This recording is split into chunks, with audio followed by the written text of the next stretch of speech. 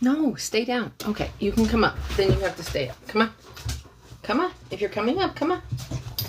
Not there. Over there. There you go. Hey, James. Hey, Mark. You guys have no idea how fast I am moving tonight. Hey, Tim. I am like flying through everything tonight. Hey, Rodney. Let's move this and this.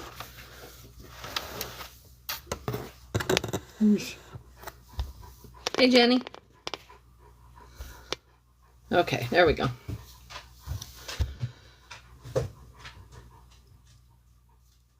It's been a night already. Like, I had to go to the grocery store. I had to get gas. I had to do, like, all the things today. Busy. Super, super busy. Did not get all the stuff done at work that I needed to get done. Yeah. It's just been busy. But it's busy getting ready is why. Hang on. I got to turn on the YouTube. The tube. Hang on. There we go. So there's that. And hey, James, I'm going to put you in charge of making sure I turn off YouTube when we get done. Hey, Ryan. That's your new job. I broke my nail, you guys. I broke it like right before I came on too. Which I guess it's okay because I have to change them anyway.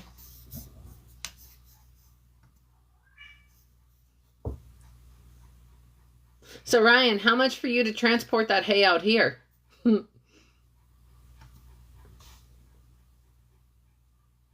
a bale is way cheaper than I'm paying.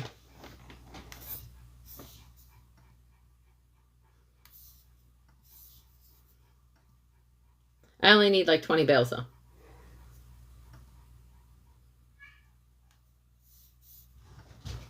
Oh, it's 6:15 already. You get down and you stay down. If you get down, you stay down. Or just lay down. How's that? Hey.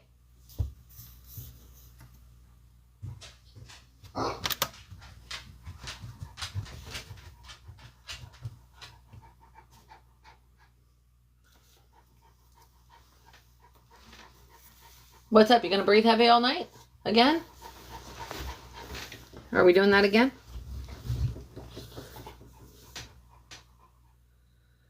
Okay.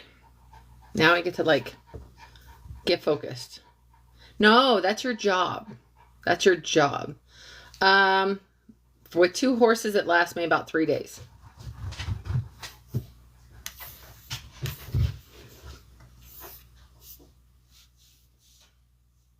Maybe 3.5.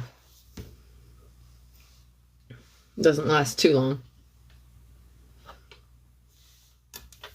You guys, I am dying of thirst. Yeah, and you figure I'm paying probably $20 a bale right now.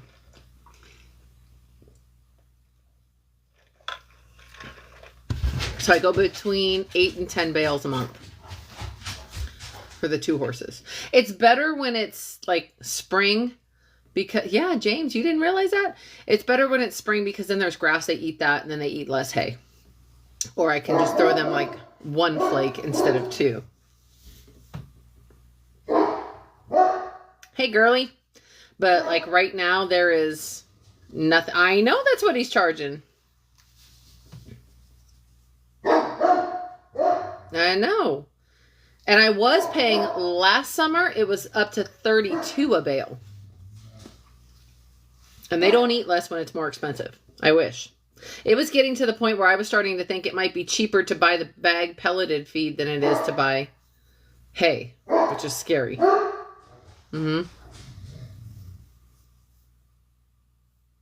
Is it 2,500 miles? I don't know if it's that far, is it? I had somebody today telling me they want to move out of state, but they want to move somewhere where there's no tornadoes, where they get rain, where it's pretty. And I'm like, oh, Iowa. Like everything they described. I'm like, Iowa. Okay, Sully, I'm going to shut you out. You're going to get closed out of here. Is it $3 a mile? Do you really? I know he won't be quiet. Yeah, no. I'll pass on that. Thank you.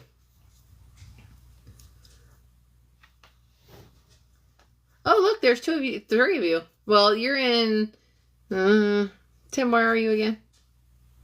Yeah, I love him too, but he needs to be quiet right now. He has not barked the whole time I've been home, not even when I let him out. Are you in Iowa? Why was I thinking you were in Indiana? Yeah, he's been quiet the whole time I've been home today. Let him outside, ran around, everything was fine, and then all of a sudden, now he wants to bark. Is Ryan in Indiana? Did I have you guys backwards?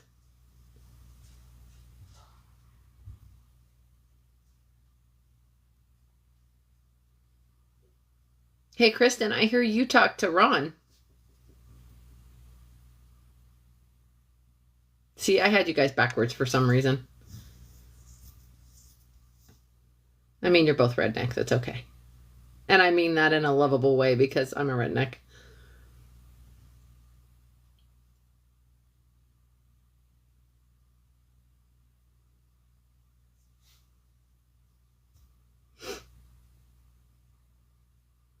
Isn't he sweet? Isn't he just the sweetest man? He's a really good prayer, too. Gary, the big one that you hear barking, that is my Great Pyrenees. You'll hear him come in here and start breathing. And then I've got 2 mini dachshunds. Hey, guys, I found out something today. Hey, Manny. Found out today that Brody got adopted. They sent me a picture of him on his way to his new home. It's a mom and dad, and then they have a son, teenage son. Looks like he's about 16, 17 years old. So it's perfect. It's someone that the kid can play with, mom and dad can love on. I think he's going to be an only dog. So it's going to be like a perfect situation for him. So he was here as a stopover, just like God told me, and he is off to his forever home. And the nice thing about this rescue that he went with is that, yeah, way to behave, Brody. Good job. The nice thing about this rescue is even if the person that adopts them out passes away, they have a contract that dog has to go back to them. It can't go back. Hey, Chris. Can't go back to other family members without those family members being approved. It has to go back to the rescue for them to approve it or take him back. So he has a home forever, no matter what. Chris, sorry I didn't call you the other night. Blame Manny. That was all Manny's fault. Oh, that and the fact that I hadn't slept. You guys, I'm excited for tonight. This was one that he started giving it to me. Yeah, there's not a lot of good rescues around. This rescue happens to have been around for like 24 years. So it's only golden retrievers. So it was a really nice facility. Really, really nice ranch, everything. If I ever had my way, that's what I would do. I would start a rescue. Yeah, it's been crazy. It's been a crazy week trying to get ready for this retreat this weekend. I still haven't packed. I haven't cleaned the horse stalls. I haven't done laundry yet. Allie's coming up tomorrow after I leave. I've got to get the cat boxes clean. I've got to get the cats like loaded up on food and water. So like I've got a whole bunch of stuff still to do between tonight and tomorrow. I have to run a vacuum on the floors because with Sully, you always have to run a vacuum. I'm tired, Superwoman, tonight. But I will say that the Lord has had me up early and to bed late because he's been talking. Oh, he's been talking.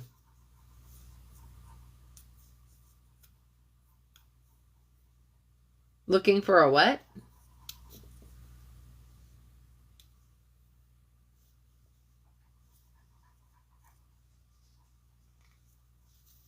Did I miss Kathy coming on? Or is that a different Kathy? See, he's down there breathing again. Guys, I'm excited. I'm excited. Really? It's a different one? That's cool. I'm excited for tonight because I had no idea. I don't know. Neither one of them is registered. I know my mare is, she's just a buckskin, so she's quarter horse. I know her parents were both quarter horse. So I know she's a quarter horse, but she's not registered. And then the other one, he is out of a pinto mare. Found out later that she can get papers. Her dad is a world champion paint cutting horse, and mom is a world champion NFR rope horse, quarter horse. So I still think maybe she had some thoroughbred in her somewhere. But baby, we don't know. My 2-year-old, I don't know what he is because we don't know how she got bred. Apparently it was the Immaculate Conception, according to the people I bought her from. They didn't even know she was pregnant, and I didn't know she was pregnant till the day before she gave birth. So he's almost 17 hands, so he's either some draft cross or you should see my big brat. He's either some draft cross or I think he's thoroughbred. He looks thoroughbred. He acts like a thoroughbred. I used to train racehorses, so yeah, I know thoroughbreds pretty well.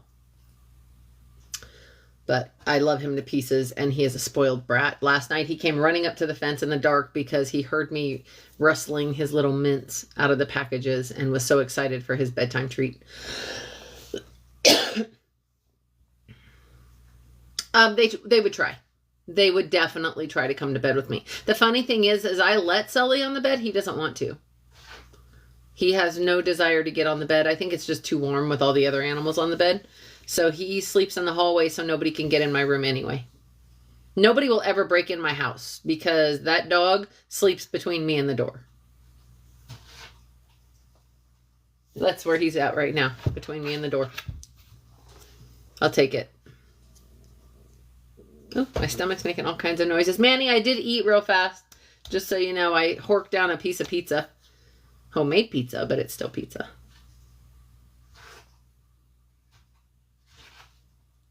Yeah. Yeah, nothing gets in my place. Pretty close. I don't know. How old are you? I mean, you don't have to say on here if you don't want to.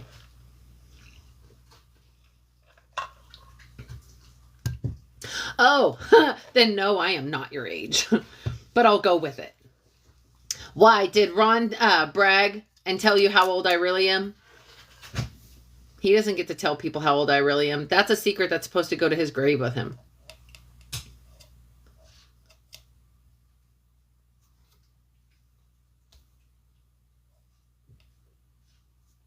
Yeah, nobody's supposed to talk about how old I am. Actually, everybody knows how old I am because I just had a birthday, so. Oh, no.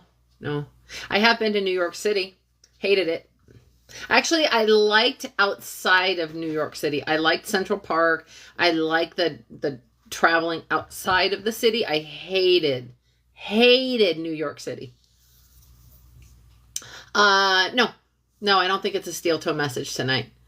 I was actually like, I think that's why I'm really excited is because it's not a steel toe message tonight. It might be a little bit, maybe.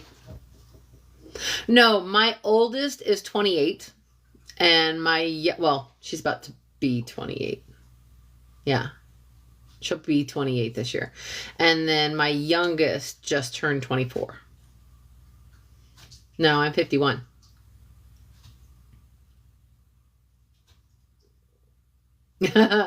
Yep. I am 51. I think it's funny that your name is Manny, but you sound like Ray Romano, and then on top of that, Ray Romano played Manny in Ice Age. So.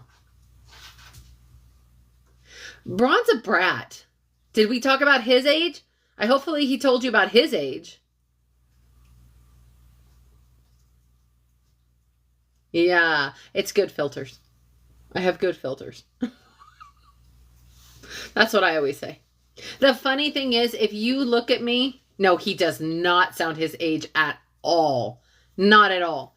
That was the first thing I noticed about him is he sounds super young. He looks super young too. 87. Ron's a dinosaur. You guys are mean. It can be. Yeah, he can be. He's really funny though. I got nothing but good things to say about Ron. So that's okay. You should see the pictures of him. Go find pictures of Ron. If he's got pictures up. If he would shave that stupid beard off. I hate his beard. Hate it. I keep telling him to shave it. That's the only bad thing I'll say about Ron is he needs to shave the fuzz off his face. Yeah. He's super sweet.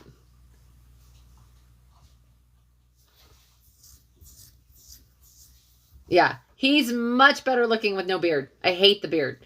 I keep telling him shave that dang thing off. I can't wait for him to shave it off. He's going to come on here and we're going to be like totally talking about him. Right? He's not a biker dude at all. Nope. Oh, Ryan. Some people look better without them. I can't imagine you with a beard, Ryan. What are you doing? Willie, what are you chewing up? How did you get my napkin? You turd. Willie, go lay down. I'm getting on the blind dog to go lay down. Nice talking to you, Gary. Right? Hey, Kathy. There's the other Kathy. Where is Ron? Is he still working? He's supposed to be on here.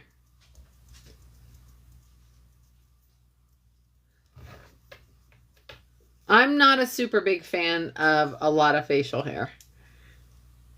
Like goatees, groomed beards. I don't know. It needs to look kept. It says the woman with the hair that's like everywhere.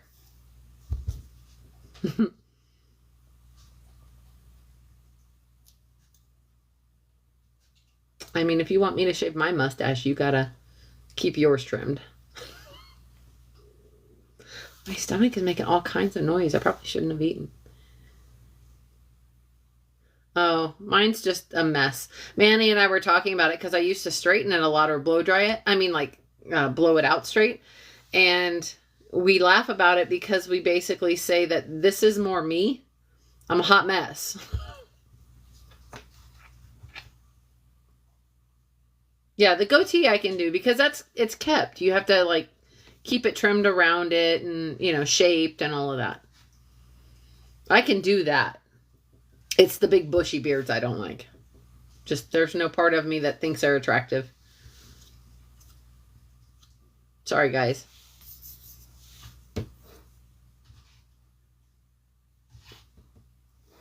Willie, stop. Hold on. I gotta clean up Willie's mess. Look out. What was that? What was that? Something just made some noises. Stay. His beard is a scare tactic. His beard is what he likes to hide behind. That's what I keep telling him. I straightened mine until I noticed the ends were going straight on their own, and I realized it was damaging it. So then I quit straightening it. I'll do it every now and then, but not really very often anymore. I still do have to blow dry it, though. It takes forever to dry. All right. Let's pray us in, and then we're going to get into this because I'm excited for this one, honestly, guys. Okay. Heavenly Father, I just thank you for this time together, Lord. I pray that you will fall on this live, that you will cover this live, that you will surround this live, protect it. Lord, keep all the trolls out, keep the enemy out, keep us hidden from his view so that the people you want to hear this can hear this. Father, you know I've prayed over this tonight multiple times over, and I know that there is something you want said here tonight, and so I just pray that it's only your words that come out, not my own, and Father, that the people that need to hear this, that need to be here tonight, are the ones that you bring in here tonight, and I pray these things in Jesus' name. Amen. Why was that? Oh, you know what? I have sound. Look at that. I have sound. Okay. Yeah, me too. I mean, it's something we like to hide. All right, guys. So I just need to recap a little bit because we're going to get into this in a minute. Literally, he gave me the title for this one. You know how it's been like, who are you listening to? What are you saying? Or what are you talking about? You know, what are you looking at? This one, he just said, let's get ready to rumble. And I'm like, what? What are we doing? Hey, long time no talk. Okay, so I have you guys, it's going to be active participation tonight. Okay. So every single one of us on here, because he is telling me this, every single one of us on here have a promise from God. At least one. One that he has given you, that's been on your heart, that he has told you is coming. Guys, I'm like getting so excited right now. Okay, I gotta calm down. Okay, so there's a promise that he has put on your heart. Some of you, I know what it is. Others of you, I don't know what it is, or you're new on here. So if you're new on here, welcome. And yeah, that's not a shock. That's not a shock, hon. So I need everybody, just for a couple of minutes, to close your eyes. I need you to close your eyes and just imagine that dream that God is lifting out of your heart. That thing that he has put on you that is coming, that he keeps telling you soon. It's coming soon. So that thing, whether it's a relationship or a job or a new house or healing or a ministry, whatever it is, I need you to close your eyes and picture yourself in it. I need you to close your eyes and see yourself doing that thing. And I know we try to like push it away because it hurts sometimes, but he's telling me tonight, you guys need to close your eyes. Not you, Jeff, because you're probably driving. But you need to close your eyes and think about that thing. Whatever that thing is that he's given you the promise for. I need you to focus on it right now. Okay, so can you see it? Can you feel it? Do you know what it feels like to actually be walking? That's how you got pulled over. To actually be walking in it in this moment. And can you hear it?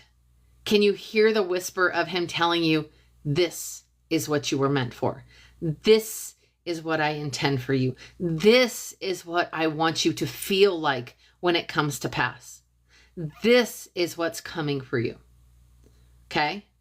So now, do you look and focus on the good parts of it? Or are you looking and focusing on why it can't happen? So open your eyes. What are you seeing now? What are you feeling right now? Do you feel like this is never going to happen? Or I would love this, Lord, but? Or are you feeling energized? Are you feeling excited? Are you feeling like this could actually happen? He can do this. I know that he can do this. That's because he's moving, you guys. I'm telling you, he has already told me there is something incredible in store tonight. This is why I'm so excited. Okay? Are you believing him for these promises? If he is having you, okay, so this is where well, we're going to get to it. Hang on. So there's a whole school of thought of vision boards and the psychological benefits of visualization. Okay, so we know that visualization is the practice of imagining what you want to achieve in order to create it. Okay, that's the definition of it. That's the cultural definition of visualization. We've all heard of dream boards, you know, the whole manifestation. Think about it, and that's what's going to come to pass. And so people and the enemy have tried to grab onto this and pull it towards them and make it hyper spiritual or a cultural thing or a psychological thing, except for here's the thing. God talks about it first. God tells us about it in the Bible. God is telling us what he wants us to do. He is literally telling you to imagine a thing, create a picture in your mind, a visual of these things, imagine them, and that creates excitement and motivation, or it's supposed to. It's going to improve your performance and help you strategize for these situations that are going to come, or that he's telling you are going to come. It's going to build clarity in you so that you can see how to react when certain things happen. It's practice. It's literally your mind practicing, because our brains, the way God has wired the synapses in our brains, it does not know the difference between imagining it and experiencing it. It creates muscle memory. And I've talked to you guys a little bit about how God has been taking me through practical things where he has told me and taught me in my boot camp season, my wilderness season, my isolation season. And he's prepared me for, this is how I want you to act if this happens. And this is how I want you to act if this happens. And this is a fruit of the Holy Spirit. So if somebody comes at you, how do we react? And so he's been teaching me step by step by step, the way a parent does with a child. But now he's taken me out of that and put me in the field. And he's got me standing out there and he's just throwing this stuff at me. So now I'm getting the fastballs coming at me, and I'm having to know how to hit those fastballs. I'm having to know how to react, and because I've imagined it, because I've kind of gone through it already. I've already been strategizing in my brain. If this comes at me, how do I happen? How do I react? If this comes at me, how does the Lord want me to act in this? So when I have somebody who calls me on the phone at work and starts screaming at me and yelling at me and cussing me out, then I know, calm down. This is not about you.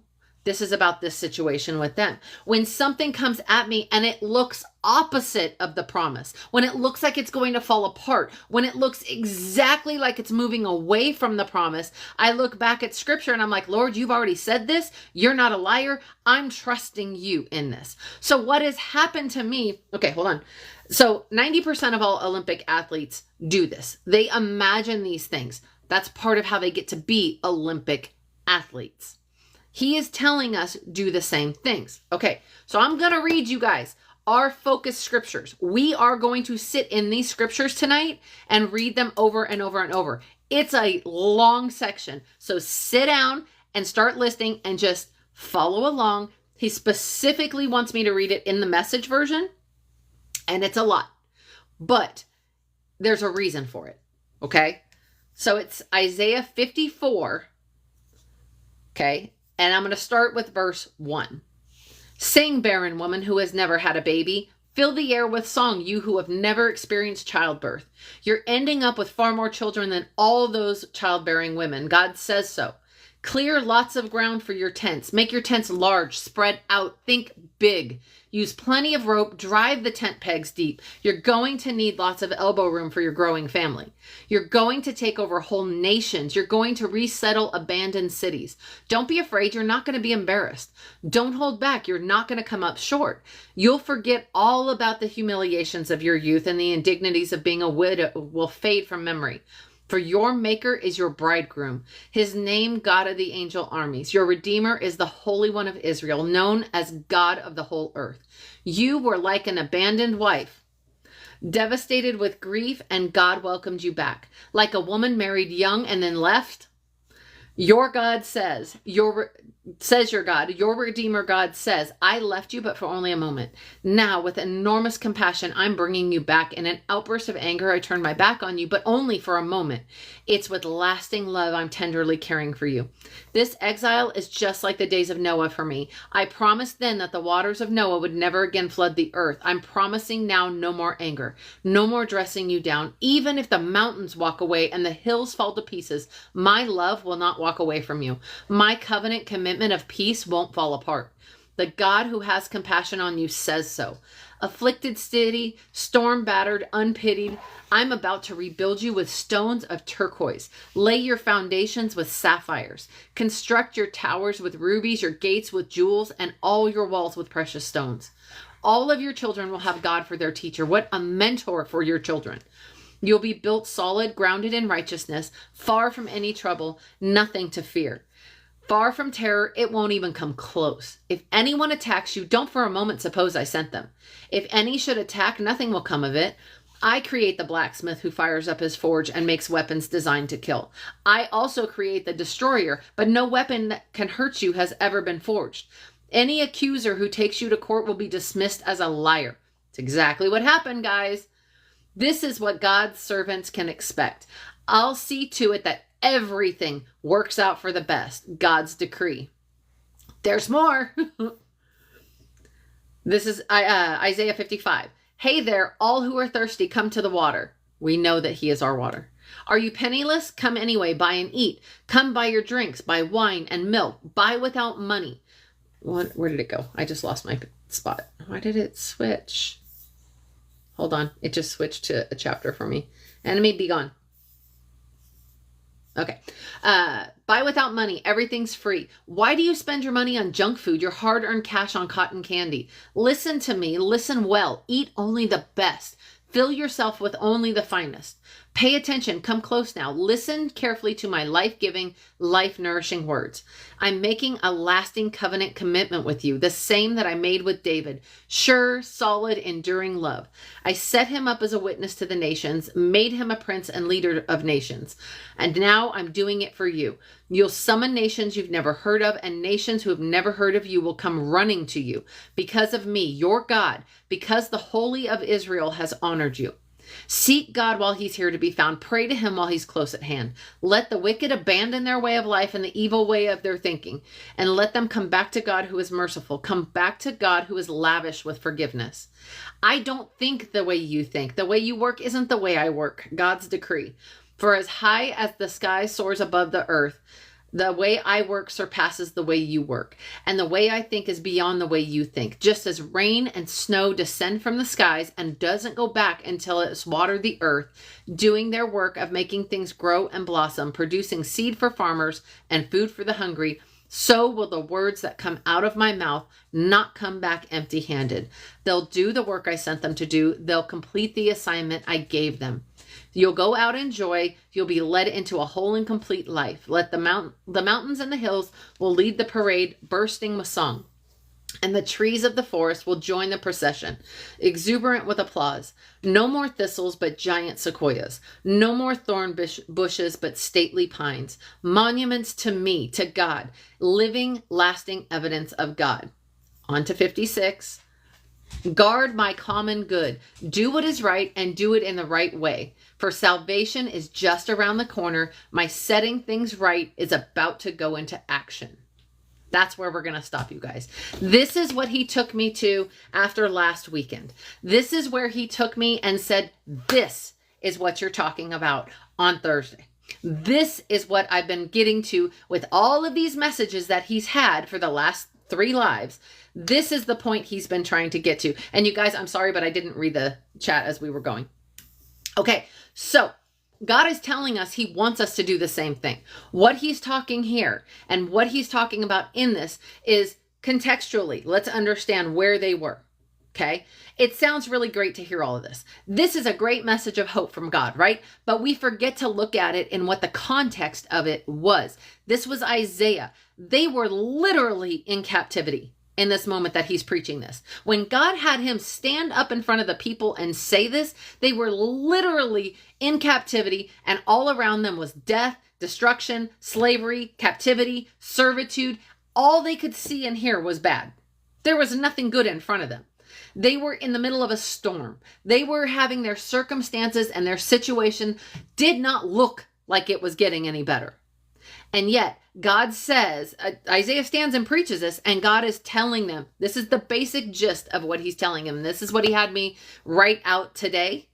If we summed up these 2.5 chapters, get ready. God's about to show up and show out. He's about to bless you like you won't believe. I know you've been humiliated, shamed, and laid low. I know it looks like the complete opposite of blessing is happening, but people are about to witness what God can do. You're about to go from the pit to the palace, from slave to king. I've got you, and nothing and no one can touch you unless I allow it. Follow me and watch how big I bless you. You're not going to have room for it. You might not even understand, but that doesn't change that it's happening because I say so. It isn't going to just be people celebrating. The whole world is going to see, and it's right around the corner. You've had my back all along, and now I'm going to have yours now, not later. You guys, this is what he is telling me to tell you guys right now, which is why I prayed exactly the way I prayed today, is whoever needs to be here, whoever needs to hear this, whoever this message is for from him. I'm like, Lord, do you really want me to get up there and prophesy? Is that what you're asking me to do? He said, yep, I'm going to bring on the people. I said, what if it's not for them? He said, they'll be there. The ones who need to hear this will be the ones who are there. That's what you're praying for. Anybody who needs to hear this, anybody who's feeling laid low like you have been this last week, this is what you need to hear, because this is what's happening.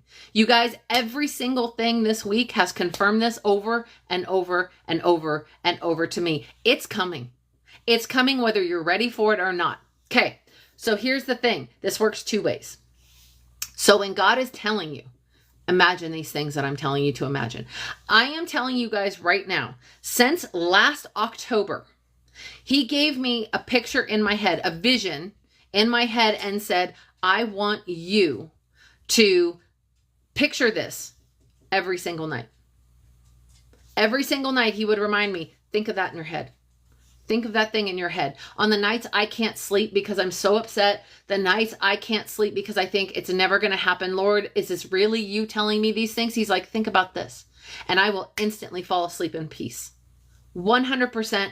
Like, it's almost instant. It's like taking a tranquilizer. It hits so hard and just makes me completely at peace. And it's just the vision that he put in my head one night. And he said, hold to that. Imagine that.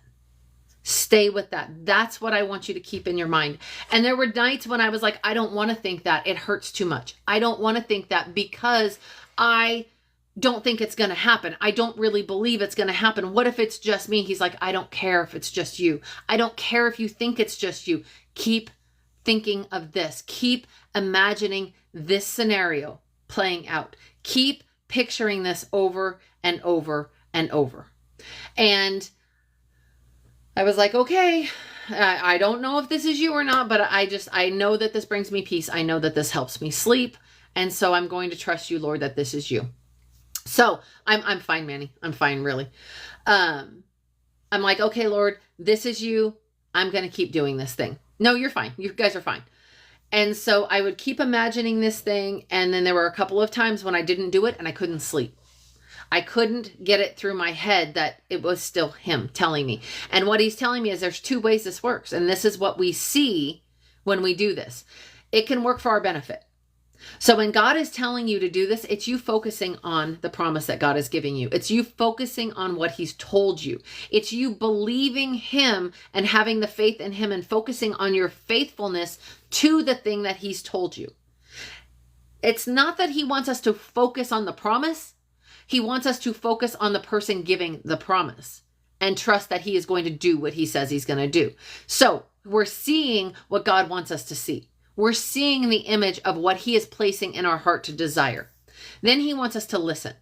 Because in doing this, in visualizing these things, in listening to what he's telling us to do and to think about, we're listening and obeying him. We're stepping out in obedience. And then when we speak it out, which is what we talked about last week, when you start speaking it out, it's not just saying it with your mouth. It's not just, like when the enemy comes at you and starts putting all the doubts in your head, that's when you speak it out. No, God has said this. His word will not return void. If he has told me this and he is telling me to imagine this, it's because he wants this for me. He is working for my good. Everything he works out for my good. And so when we start reciting scripture, when we start reciting the promises over and over again, the enemy can't combat that because he knows that he can only lie. He can only tell us a lie, but if God is telling us truth, why would we believe the lie? Yes, it's easy to believe the lie, but when God is continually working on your muscle memory of your brain to picture this image, you are focusing on him and what he wants. The lies don't bother you as much because you're so focused on God and what he's telling you that you're not listening over here. This voice gets quieter and it can't get through as much. And that's when the blessing comes because you're walking in obedience. You're walking in faith because you're getting it here.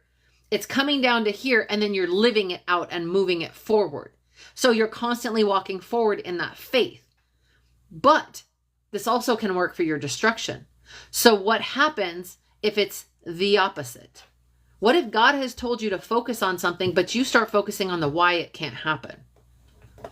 Because this is where the enemy is trying to get you. This is where he throws those doubts in at you. And then instead of focusing on God in it, you start focusing on the enemy and his lie and the situation and what you see in the natural. When you start focusing on those things, when you start looking at the storm instead of the one who calms the storm, you start to worry. That's where worry starts to come in. And then that worry builds into it and you start listening to everyone around you. You start listening to the wind blow. You start listening to the people who are speaking death over it. You start to speak out things like, this can't happen because. And that's when you start to live in doubt. That's when you start to move away from that faith. Remember I said it's two different directions? Maybe. So what happens is that's when the curse comes. That's when the death of that promise comes. Not because God doesn't want to give it to you, not because he doesn't have it for you, but because you've stepped away from it. You've believed the lies of the enemy and you started backing away from the promise that he had by your doubts, by your actions. Again, it's still your actions. It's your movement. It's what you are speaking and listening to and the way you are walking out your faith. You're just walking out your faith in your doubts instead of your faith in your God. And so what happens is we end up walking the wrong direction. Okay, so think of it this way. A New Year's resolution. When you have a New Year's resolution, you decide, let's just say this is your New Year's resolution. You're going to get healthy this year. Everybody makes that at one time or another in our lives. You're going to get healthy this year. So what do? You decide what you're going to do. Am I going to lose 20 pounds? Am I going to start working out? Am I going to start eating right? Am I going to do all of those things? One of those things, two, you decide on what you're going to do. You decide what your goal weight is going to be or what your goal for measuring your health is going to be. So maybe it's a certain size. Maybe it's a certain blood pressure. Who knows? Whatever it is, you decide what that goal is, that target point, that promise, let's say. Okay?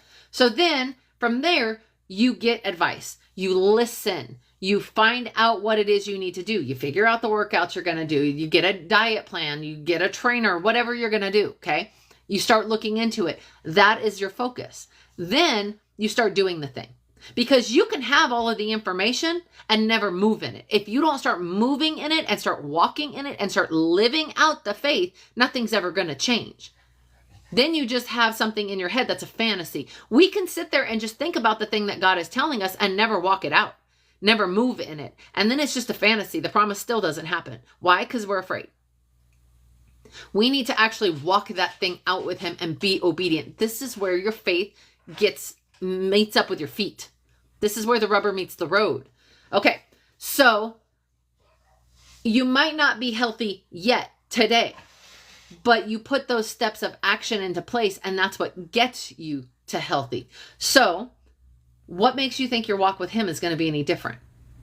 What makes you think your walk with him needs to be easier or more complicated? And that's what we're doing with our faith, is we're making it more complicated than some of these more situational things, these more physical things, these more cultural things.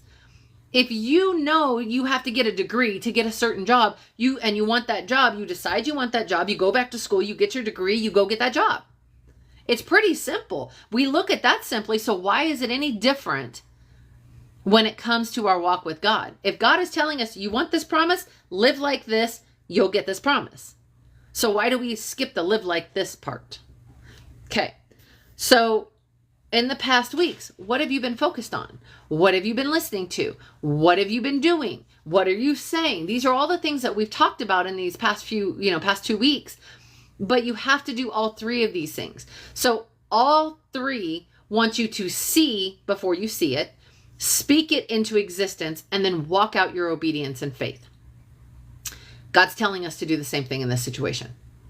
In this situation of your promise, he's telling you to do the same thing. So think about the promise that he's given you. Really think about it. Do you want it? Or do you just think you want it? Is it a true promise from God, or is it from your flesh? Because that's a big one. Especially when you're talking about relationships. especially when you're talking about careers and wanting to earn more money, because there are always good and bad that come with any promise. There are always going to be sacrifices that need to be made when God gives you a promise. So let's say it's a job, it's a career. It's a career that you desire, you're going to help people, it's going to be something that is beneficial for a lot of people, but maybe you don't make the money that you need to make. Maybe you have to work a second job to do it at first. Maybe you have to go back to school, which means you have to sacrifice now some time. Or maybe it's a relationship. Maybe it's going to mean you have to cut back on something you do, a hobby, or you're going to have to change some of your personality traits to be able to make that relationship work, to be the man or woman that God has called you to be.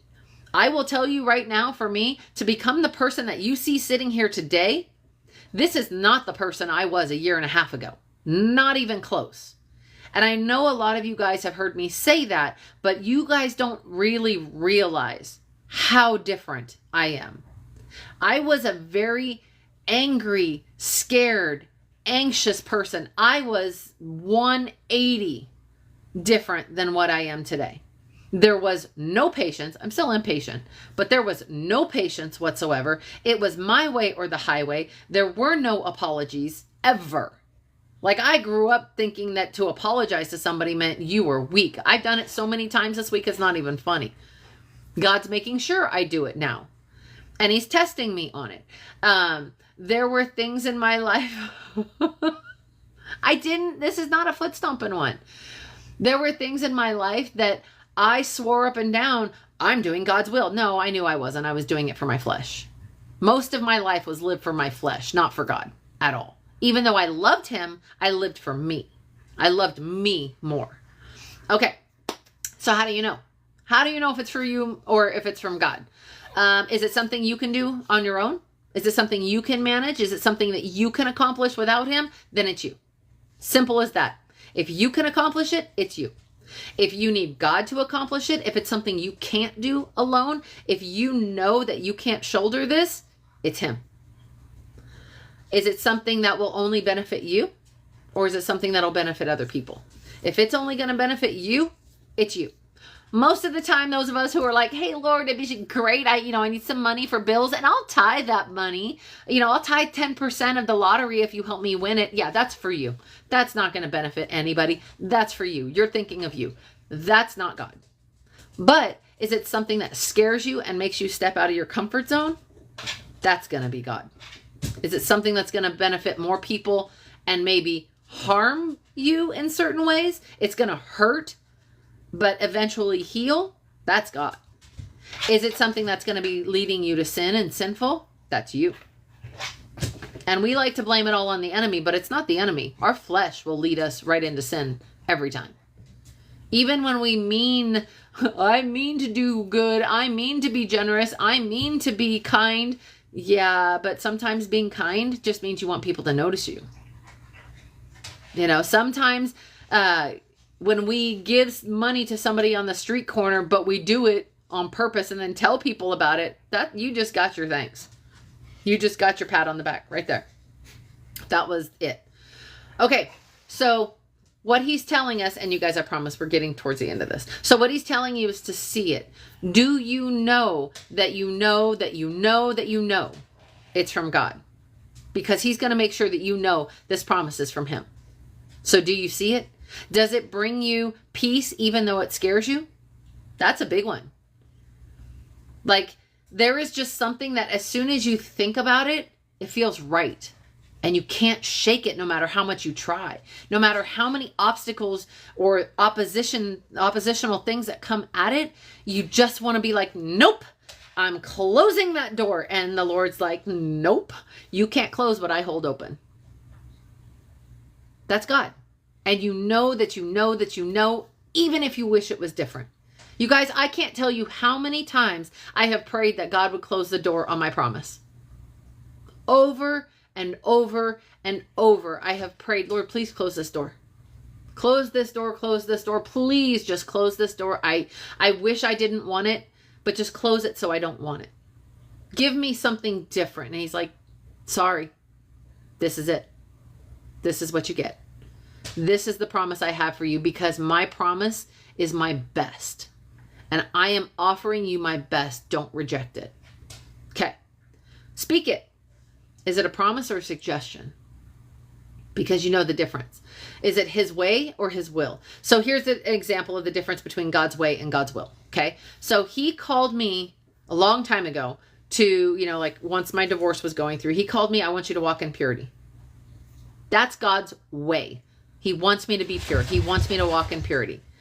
But his will was for me not to date in this time. Is that his will for everyone? No. Does he want everyone to walk in purity? Yes. The scriptures tell us to walk in purity, have a pure heart, all of those things. So he wants all of us to walk in purity. That's his way. But his will may not be for you not to date. His will is for me not to date right now. But see what I'm talking about, the difference? The way is those things that are not changing. Those are the unchanging laws from God. The unchanging precedents that he sets for our lives. So for women, it's how to be a Proverbs 31 woman. For men, it's how to be an Ephesians 5 husband, that type of thing. Those are his ways. But his will might be different for you versus someone else. Okay? So like for someone, it may be no drinking at all. For someone else, it might be, you can have alcohol. Okay? And then recite the promise. And you do that by reciting the scriptures he's given you. You recite the promise itself that he's given you. You recite the instructions and the preparations he's given you. Because that's how you learn to walk it out. You guys, he has given me so many instructions and things to watch for, and I write them down because he's telling me these are the things I need you to prepare for. These are the things I want you to do in order to prepare for those things. These are the things, the specifics. So like for me, one of the specifics, oddly enough, that might not make sense to everyone else, was prepare a room.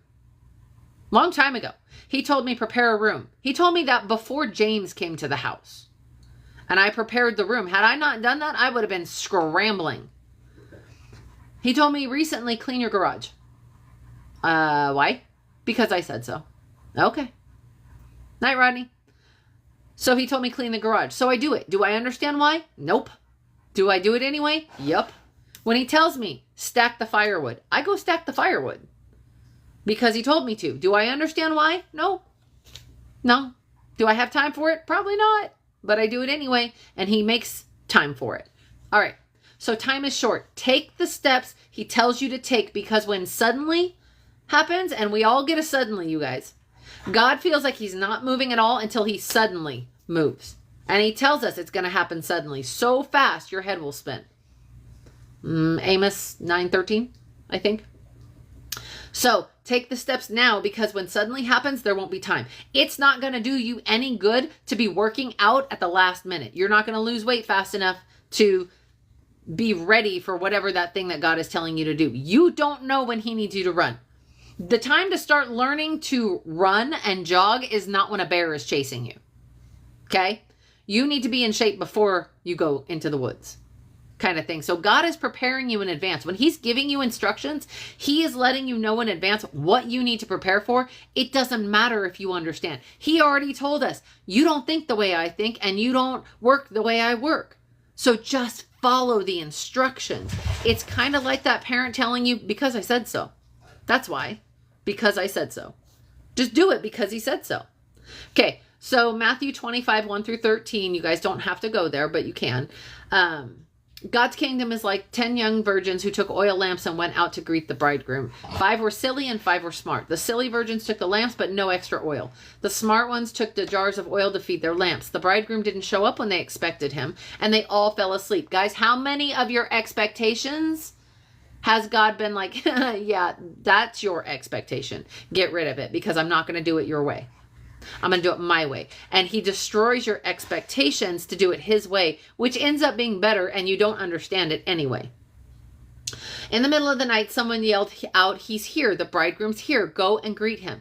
Then 10 virgins got up and got their lamps ready. The silly virgin said to the smart ones, our lamps are going out. Lend us some of your oil. They answered, there might not be enough to go around. Go buy your own. They did, but while they were out buying oil, the bridegroom arrived. When everyone was there to greet him and had gone into the wedding feast, the door was locked. Much later, the other virgins, the silly ones, showed up and knocked on the door, saying, Master, we're here. Let us in. He answered, Do I know you? I don't think I know you. So stay alert. You have no idea when he might arrive. You guys, that's the thing. We don't know when the promise is going to come to pass. He's not telling us. He is saying soon, very soon, imminently, it's coming. Get ready. So do it. Just be ready. He's telling us be expectant for it. And I'm telling you guys right now, time is really short. Really short. Like, it's never felt closer. All right. So if you don't start moving now when he says, you won't do it later. And here's how I know that. Everybody who sits there and says, oh, I'll start tithing when I make more money. If God can't trust you with the little, he can't trust you with more. So you're not going to get more if he can't trust you with the little. Faithful with a little before you get a lot. He can't trust you yet. You have to show you can be trusted with something small. You are not going to give your kid the keys to a Corvette if you can't trust them not to ding up the Dodge Dart. It's that simple. You are not going to give someone irresponsible, someone who doesn't care, someone who disregards the piddly little jobs that you give them, and then trust them with something more. Why would you? Your boss won't even do that. Your boss is not going to give you more responsibility if you can't do the responsibilities they're giving you now. Now, faith is the assurance, and this is out of the Amplified. Faith is the assurance, title deed confirmation of the things hoped for, divinely guaranteed, and the evidence of things not seen, the conviction of their reality. Faith comprehends as fact, but cannot be experienced by the physical senses. Hebrew 11:1. There's our ones, Manny. So what he's saying in this, you guys, is what you believe here, that's what's going to come to pass. So if he is telling you to imagine those things, imagine that promise, visualize that promise, he is telling you it's coming. I'm telling you to do it, just do it. Because I want you to see it. I want you to believe it before I can even bring it to pass. So with Abraham, he told him, go. He didn't tell him where. He didn't tell him when. He didn't tell him when he was going to get there. He didn't give him any instructions at all about, except for keep walking until I tell you stop. I'll show you when you get there. But for now, you go. He didn't tell Mary what was going to happen to her. He didn't tell her the end result. He said, guess what? Surprise, you're pregnant. And she believed him. She walked in faith with that. She went to her cousin and spent time with her cousin who was also pregnant because her cousin was taking care of her. She didn't even have any signs of being pregnant in the moment, you guys. She had no clue. She just had to believe that for the next 5 months until she got kicked from the inside. And then there's David. Here, we're going to anoint you king, but then you're going to be attacked and run through the mountains and be chased and attempted murder against you. Like everything that could possibly happen to David, it did not look like he was king, but he was king. It didn't change God's promise. It didn't change the fact that he was king. He just didn't see it. It hadn't come to pass yet. Hey, Jesse. So where does this leave you? Where does this really leave you? All of this tonight. Man, he gets me timed at 45 minutes every time, Manny. So where is this really going to leave you? This leaves you with the promise and your choice of, are you going to walk in faith in this, or are you going to step out and be like, well, it doesn't look like it's happening, and I'm just too doubtful it's ever going to happen, and I'm waiting too long, and just nothing's happening, so I give up. You can give up.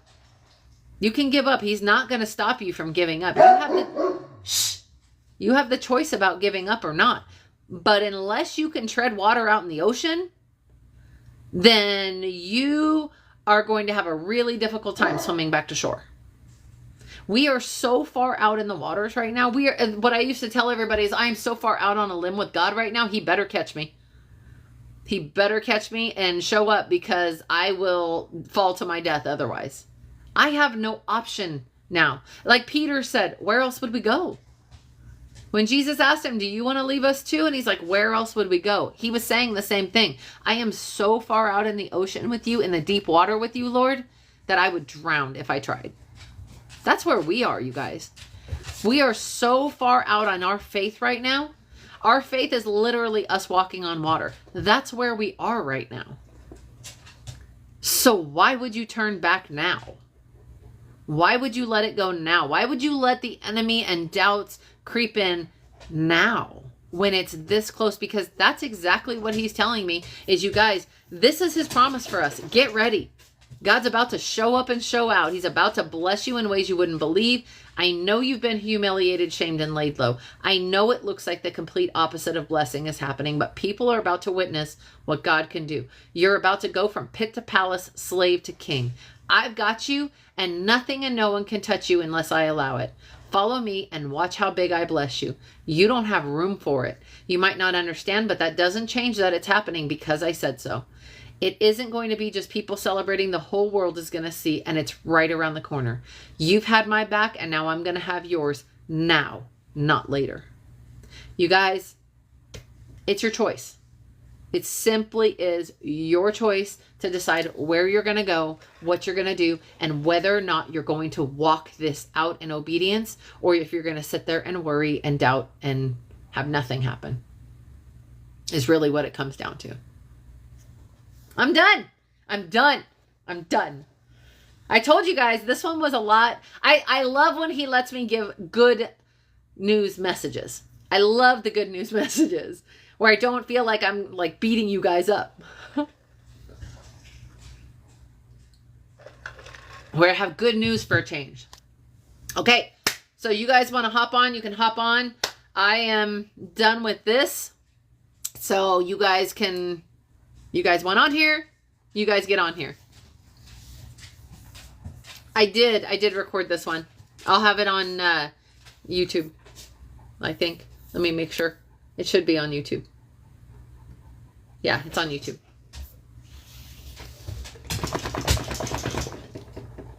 Good. Good.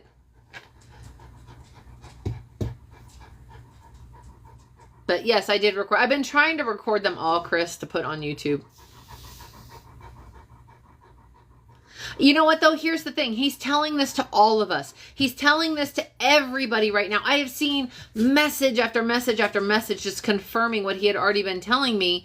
And because he gave me this, I think it was Monday, he gave me this verse. And then everything I have seen since then lines up with this of it's coming. It's now. God's releasing it. It's on its way. Like, you don't even understand. And I'm like, okay.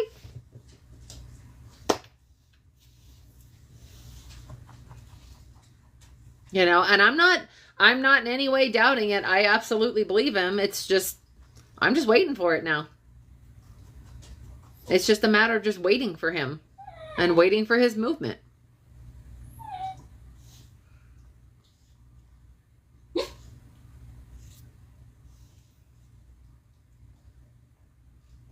Oh, Willie. My dogs are going to be missing me.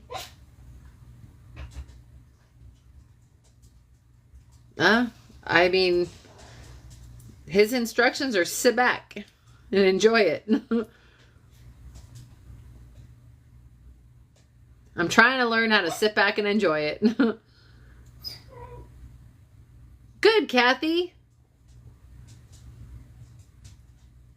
We got kind of a family going on here. Got like a little bit of a special family going on.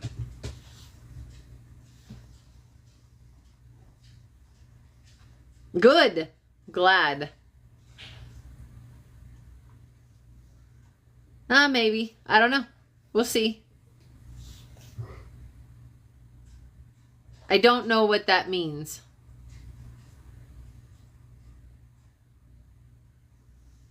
Of course, then again, you're usually pretty cryptic, so half the time I don't know what you mean.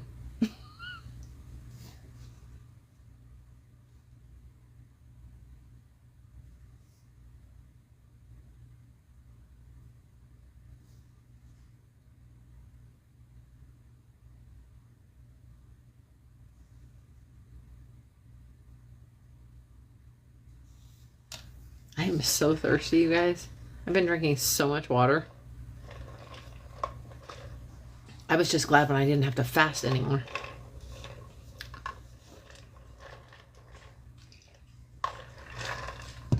I think it was like 10 days. I just realized that, Manny, it was 10 days. Lord, you're funny.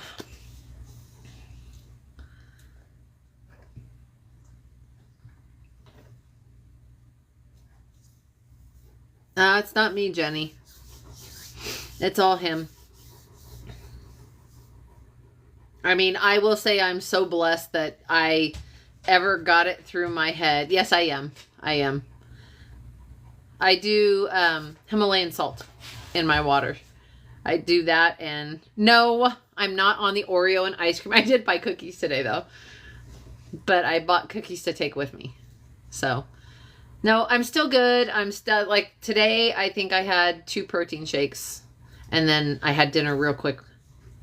So, no, not the Oreo and ice cream. Although I did have ice cream. I did have ice cream the other day. And there are Oreos at work. I didn't even touch the Oreos at work. I had the protein shakes instead. But let's see. I've been doing a lot of fruit instead of sugar things.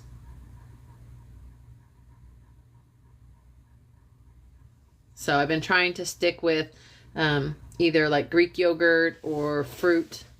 I mean, Greek yogurt and fruit, or cottage cheese and fruit.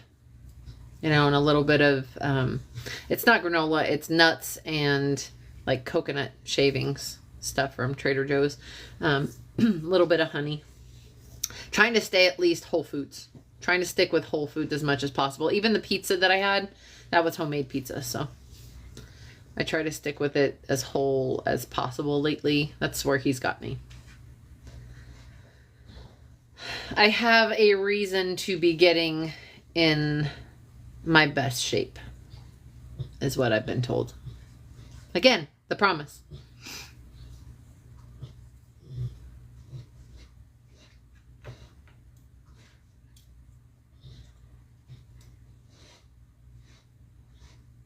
The promises, I guess, would be better.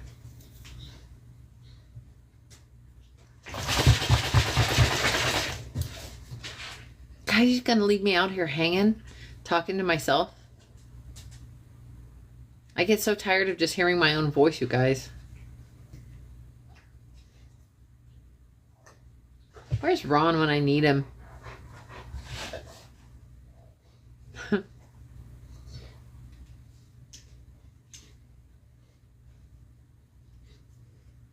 You know, peanuts are not a nut. Just be aware of that. They're a bean. So they're really more of a carb.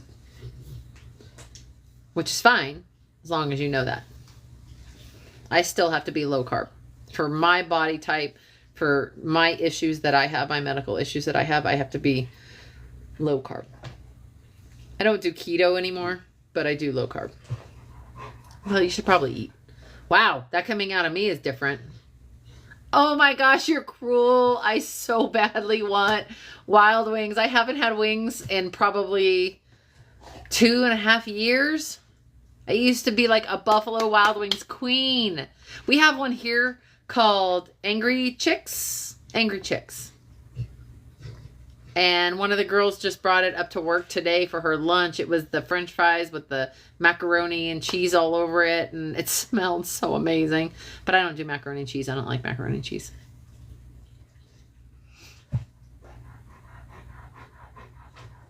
That was just mean though, Jeff.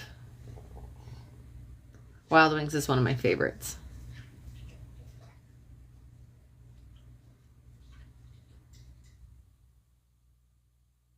You two can both, you know what? Whatever.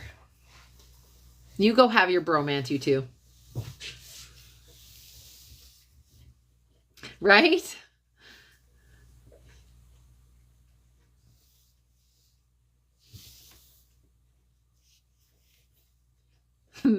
Here we go. You guys and your little bromance.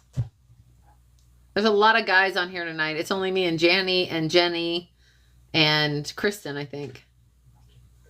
But then again, guys, we're usually outnumbered. And we still take you guys on. And win. Just jealous. Is that what it is?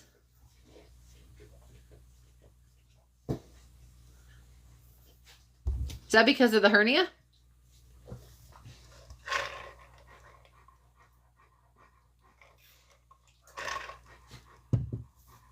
Oh, you're fine. Oh, just told no drinking, huh? I just went through that, so.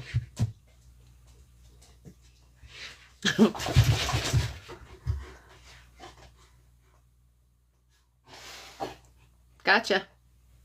Yeah, I just went through that. Had a bunch of bottles of wine in my fridge and I couldn't even drink them. I was very sad. But you know what? They're still waiting there for me, so haven't even touched them. And I can again.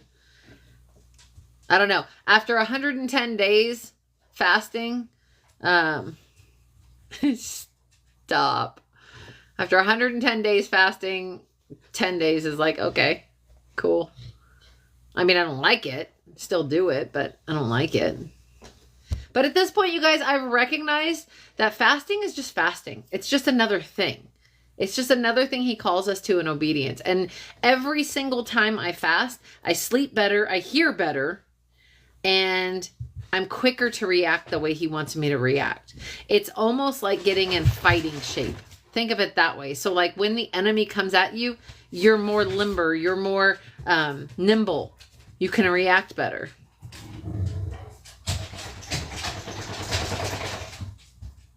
Yeah, I'm a firm believer that fasting is not a bad thing. I am ignoring you both. I'll continue ignoring you both too. It's fine.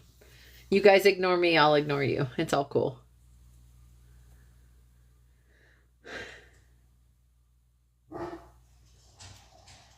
Hey, Lori.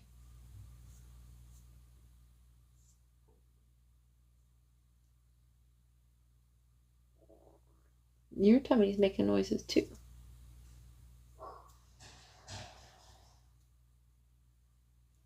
What is it? A 6-pack? Or are they 8? It's 8, right? So bad. Whatever. I don't care what you say. I'm going to the ladies' retreat and getting pizza. And it's supposed to be the best pizza ever from one of the best Italian restaurants ever. So, ooh, those are good.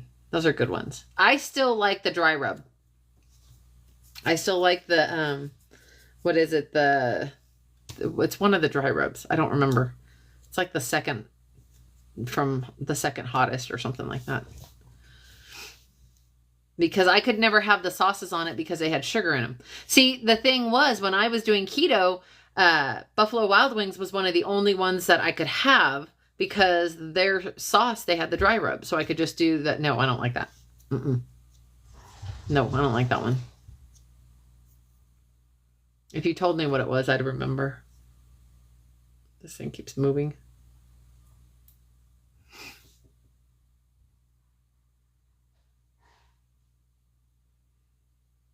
No, that's my nickname for you, Jeff.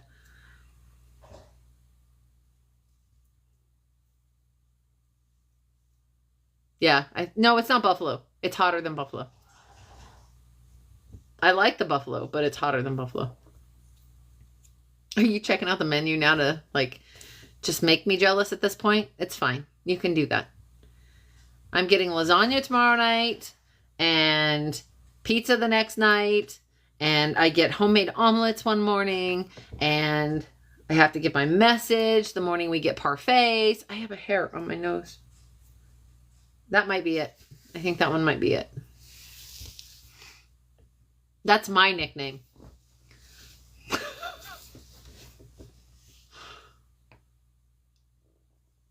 Stop. What is with your tummy? Did you eat? Did you eat? Did you go eat? Come on. Oh, nope. I don't need the kisses. One thing about a dachshund, they always have booty breath. Well, it's Costco lasagna, so it's not like the best lasagna. I make better homemade lasagna. I make a really good spinach and sausage lasagna.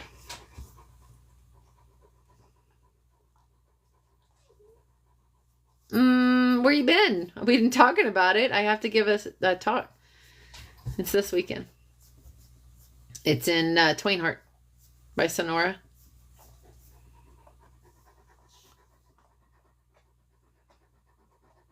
No, you're not. Stop it. Probably one of the most intelligent people I know.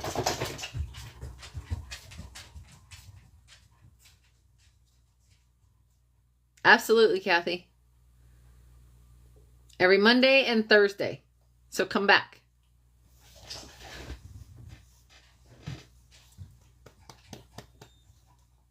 Why?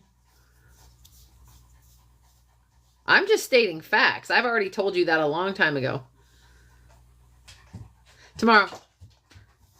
I'm supposed to be able to have service. I'm hoping I have service, so I'll try to take pictures, do my videos still, because I've been able to do my videos still the last week. I'm not sure how that's happened, but so far it has.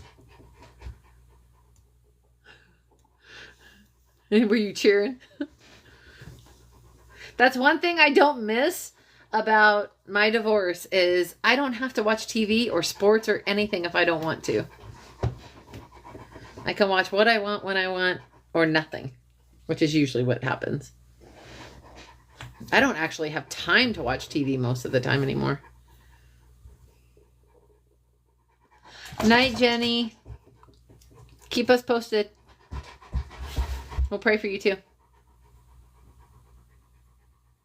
Yeah. The only bad thing is while I'm driving, I'm the car driving, so I can probably get in the car to make calls if I need to this weekend. There's a lot of downtime this weekend. So if anybody needs to reach me,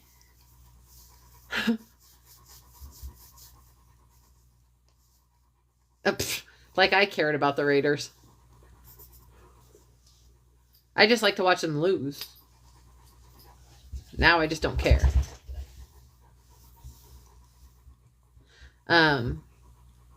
Yeah, so if anybody needs to reach me, you can reach me. You should be able to reach me on my cell phone. I should have service.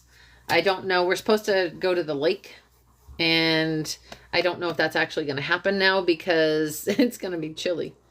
Cooper, your face is all in the camera. Nope. Nope.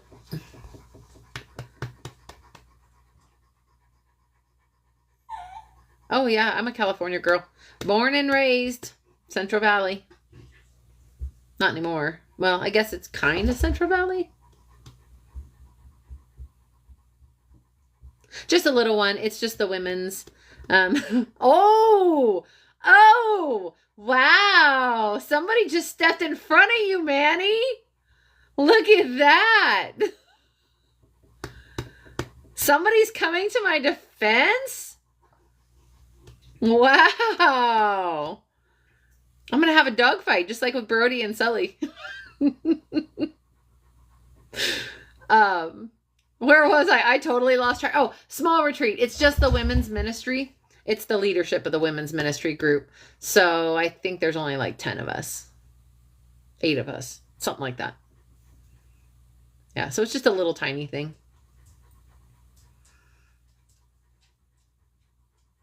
Short memory, though. Who, you? Or me?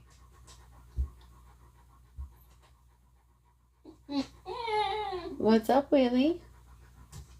Who's got the short memory? Yes, that answered it. Not at all. That doesn't answer the question. Try again. And I got a mind like an elephant. You know that. I don't forget anything. Besides that, even if I did forget it, I have it all written down. Like, ask James. I could show you the shelf of journals. Everything ever is written down. Everything from all time. Oh, I lose my phone too. I actually lost my phone yesterday at work. They had to call it, and it was in my car with my car keys. So that was cool. I've done that several times too, where I forget my keys. I don't really have a memory like a steel trap. I know. I was kidding. I don't really have a mind like a steel trap or an elephant. I forget everything. I'm old, you guys. That's where my age comes in, is I forget everything. Yeah, ask Manny. I forget everything. That's why I write everything down. Everything gets written down. You're older than I am. So you can say that all you want. You're older than I am. And I'm in better shape than you. I can climb a tree and not get a hernia. Just saying. My neighbor, who is 10 years younger than me, easily. I'll outrace you. I won't outlift you. My neighbor, my tenant, saw me the other day. Whiskey throws his toys. I will not. Whiskey throws his toys out of the pasture all the time because he'll be flinging them around and playing with them. And so he'll throw his toys out. So he's got a ball with a handle on it. He's got like a construction cone, the big construction cones. He's got those. He'll fling those out. So I had to jump out to get his toys. And I just ran down the fence line and hopped the fence. And it's like a 5-foot fence. And my neighbor looked at me and goes, "Did you just hop the fence?" I said, "Yeah." She goes, "Seriously, you just hopped the fence?" I said, "Well, I mean, I hopped up on it and then over it." And she's like, "Do it again." So I hopped back into my side of the fence and she's like, "Holy crap." She's like, "How do you even do that?" I'm like, "I work out. This was like nothing. This is nothing compared to the 2 cords of firewood I just stacked." You guys, I have to stay in shape. If I don't stay in shape, I am never going to keep up with this place. I've got way too much to keep up with to not stay in shape.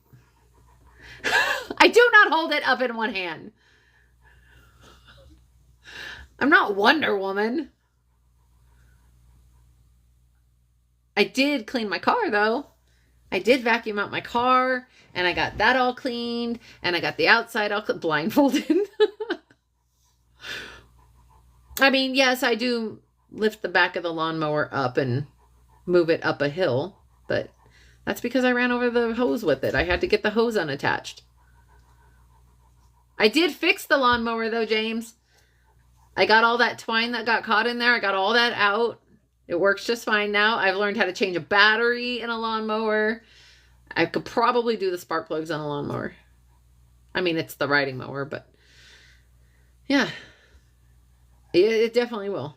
These dogs, these horses, why is there somebody parked out in front of my house? Yeah, it does. For sure. It's mostly chopping the firewood, splitting the firewood, moving the firewood, you know, it's all of that. The wheelbarrow, doing a lot of that thing, keeping the trees cut back and in shape. You know, I mean, it also helps taking the garbage cans down. Sully and I race back up the driveway and it's, 50 yards. So we run sprints and I have a dog jumping on top of me while I do it. So, I'm dodging him at the same time. It's fun.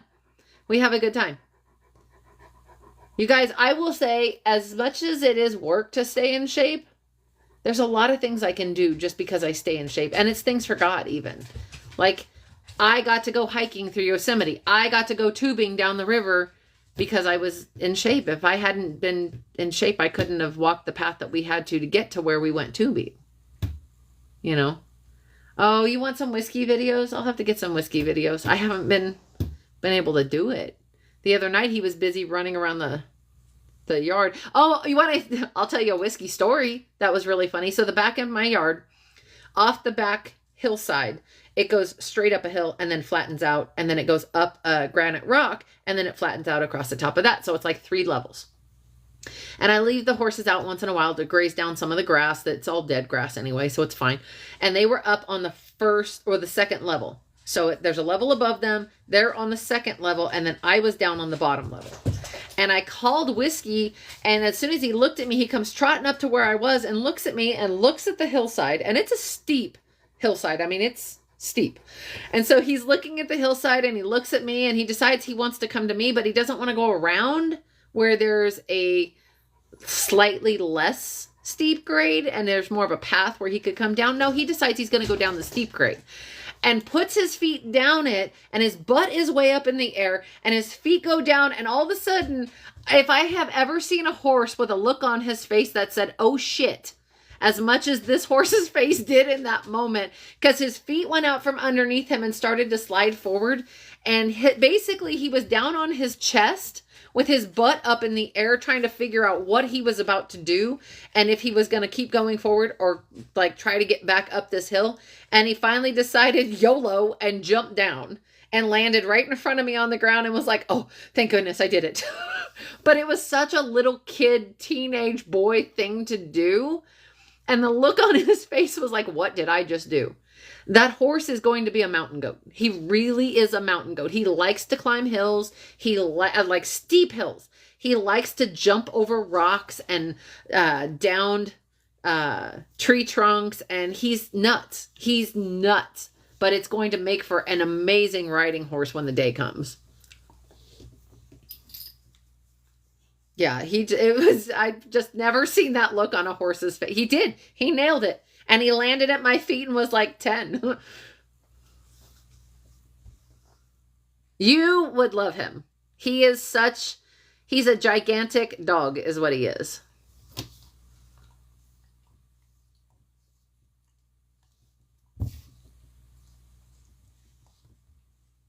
Yeah, I'm excited to get him broke this year. So hopefully this winter he will go to the trainer, and the trainer, as long as my loan is done for the house, then a giant dog. Yeah. Yeah. When I was showing you the video of the balls, as long as my loan is done for the house, I can pull out the funds to send him to a trainer this year and get him broke. And I have a trainer in mind, everything. No, I don't think so. I want to, I really, really want to, but I think I'm a little too accident prone at this point, and I really don't want to end up in a wheelchair or, breaking a hip because if he bucks me off, there's a good chance I could break something. Even the pastor's soft. I mean, I could anyway, riding anytime, but I would rather just send him. The guy that I've got in mind is, I knew you would say that. You come break him then.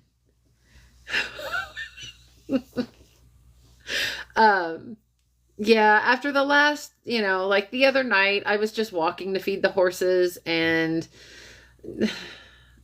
almost fell. Okay, it's on. He's ready for you. You can even come stand in the stirrups. I've done that with him.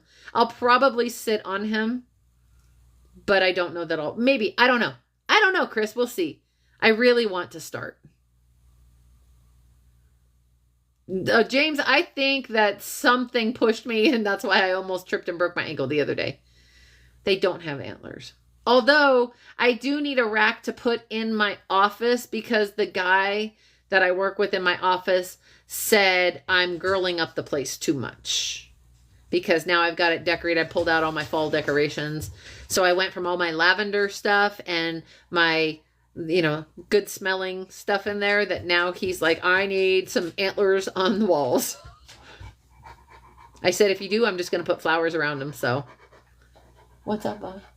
What's up? But his ears are big enough. You could probably hold on to those. A turkey. I probably could, I got plenty of turkeys. You know that. I think we had 40 walking through the yard last year. It was really funny to watch them trying to threaten the horses, and the Whiskey would go chase them. Oh, he probably could have.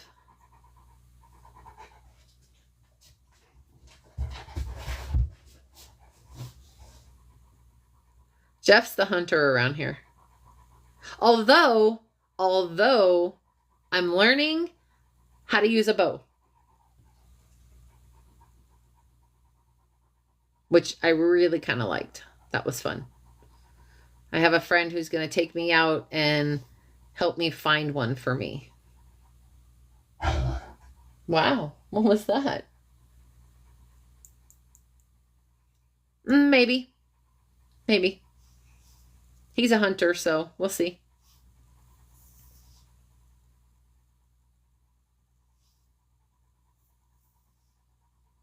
That's what I've heard. I've heard that. I just haven't gotten it. The other day when I was heading to my friend's house, the one who's the hunter that was teaching me how to, he's starting to teach me. Right as I was going to their house, this buck comes walking up the side of the road. You can always tell the tourists up here because they drive like tourists, you know, like they don't know how to drive in the mountains. And this guy is driving a little RV, like one of the little rental RVs, and he's driving it and he's coming around these turns and he's just going super slow, whipping, you know, like going around these turns in this RV. And I mean, we are just like slow. You can't go any slower than this guy was. I think he was doing like 25.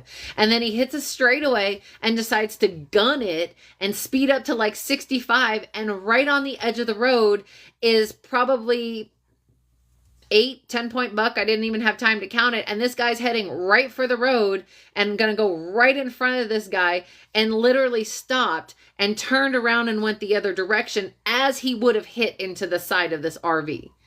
And I'm like, are you kidding me? Are you kidding me? James, he used to live in Oregon. He did. Jeff's from Oregon.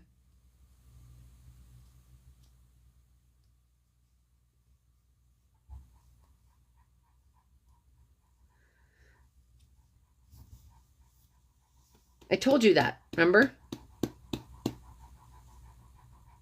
I threatened him?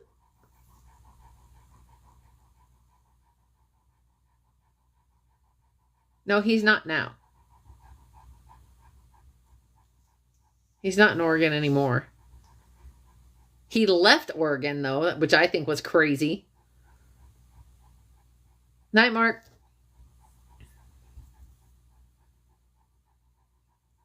You didn't hunt in Alaska?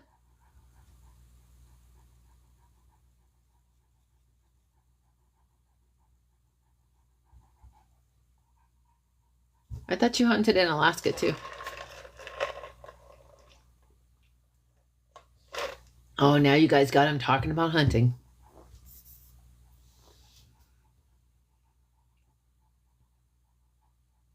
Mm.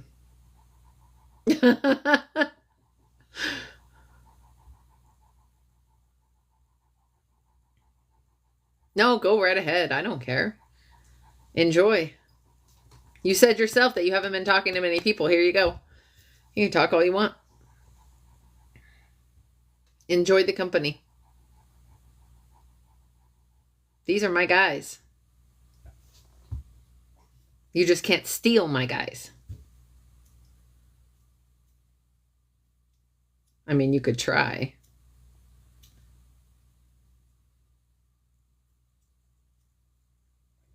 A hunting show.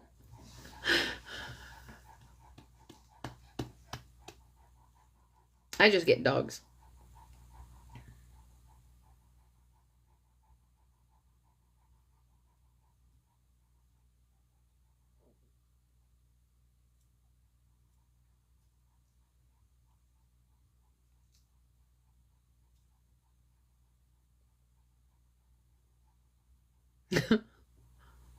That's true. You're just full of all the little tidbits.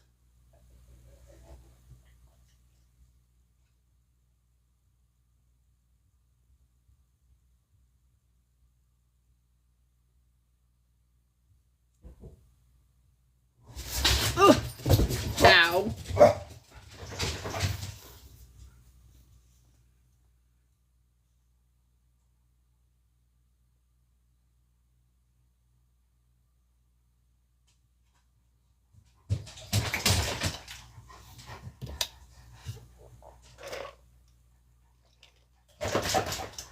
I have quails. Oops, what? What did you oops?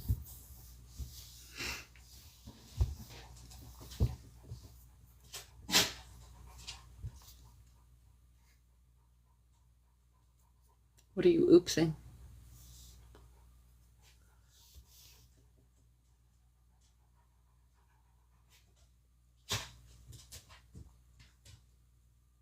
Oh, yeah. Yeah, that's probably what it is. That was so funny. And there were so many of them. I don't think I've ever seen that many quail on the property at once. And it's funny because every single day I see them now. Like they're either in the backyard in the trees. So you know how like oak trees will get the sprouts that come out of the bottom of it, the new shoots? I know I need to cut those down because they get out of control really quickly, and I need to cut them back, but I also know that that's where the quail are living. So I don't want to cut those out and then they don't have any place. Then they'll go off the property into the back. The problem is the back is the guy that owns the property behind me. It's just property. There's nothing there. Yeah, they're little California quail. And so they've got the little dealy bob in their forehead. They're super cute. But he has never cut it down. I've been here 3 years. He's never cut back the weeds and everything in this property. So they're knee high. And it's a definite fire hazard. He's been cited for it like 3 times. But I know the quail go out there. So if I cut those trees down, they're just going to go back out. That's where the turkeys hang out a lot of the time. Well, I wouldn't want you to eat them anyway. My little cottontails are too small to eat too.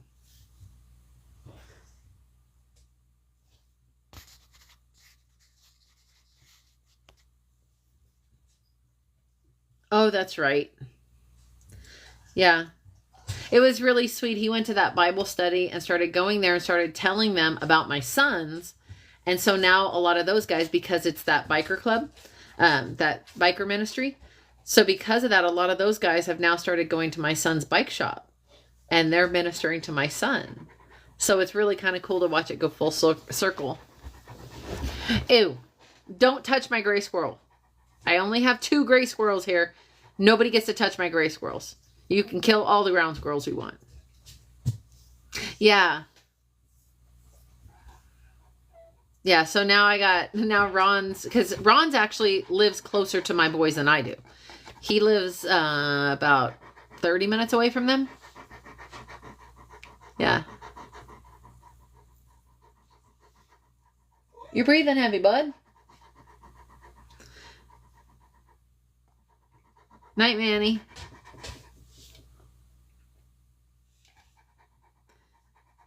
And Manny, I'll talk to you, if not tonight, then tomorrow morning before I leave.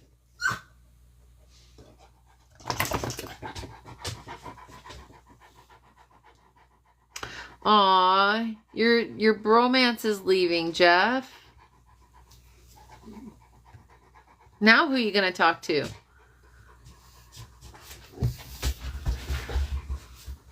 Your buddy's going to go.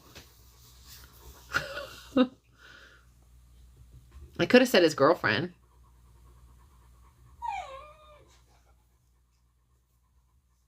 There you go. Chris will talk to you.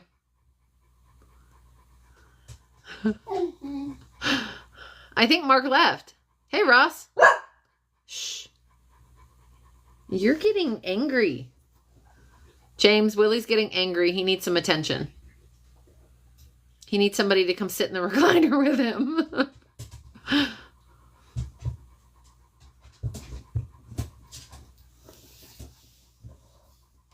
Oh, you're all right. I recorded it. It's on YouTube. If you want it, it's on YouTube.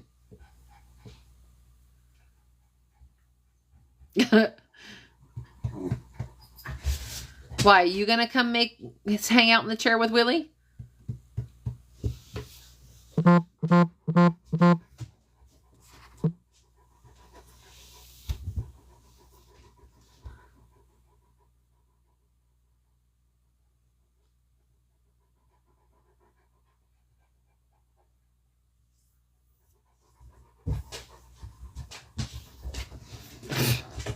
Hair everywhere. What are you guys talking about? Now we're not going to be nice to me? Willie? Yeah. James is buddies with Willie. Him and Willie used to hang out a lot. Willie liked to hang out in the chair with my ex. And then James came here and made buddies with him. So they hung out. And he loves men. I'm mom. So, yeah, he loves me. But he loves men. So, yeah, he misses his buddy hanging out with him now.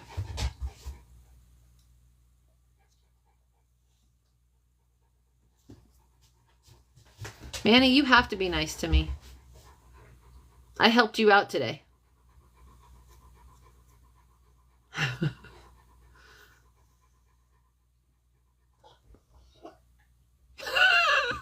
Oh, Jeff, they're going to fight over you now.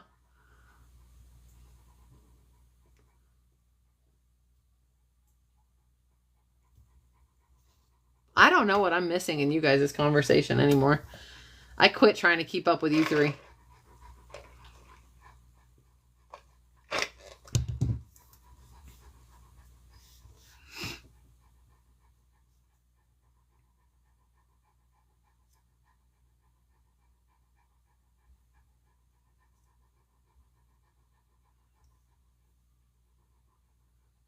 You guys got me all confused. They can have you, Jeff. They don't know what a problem child you really are. I am. I'm excited to see what's going to happen. A lot of these women are fairly, yeah, whatever. You're kind of a problem child. They're not new to the faith, but they're new to ministry. So it's going to be fun to watch them grow this weekend and get to be a little closer and learn more about discipleship and what God wants to do with them. Do I, though? Do I? Are you sure about that? I admit nothing.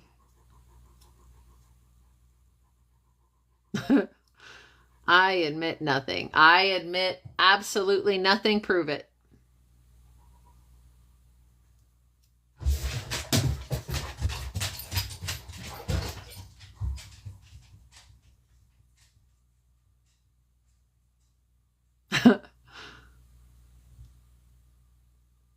Little quail. You know, I remember a hawk telling you things too. We see how well that worked out for me.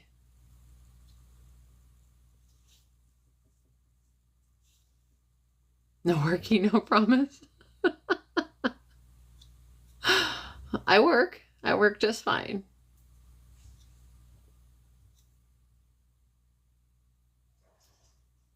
It's walk. It's no walkie, no promisey.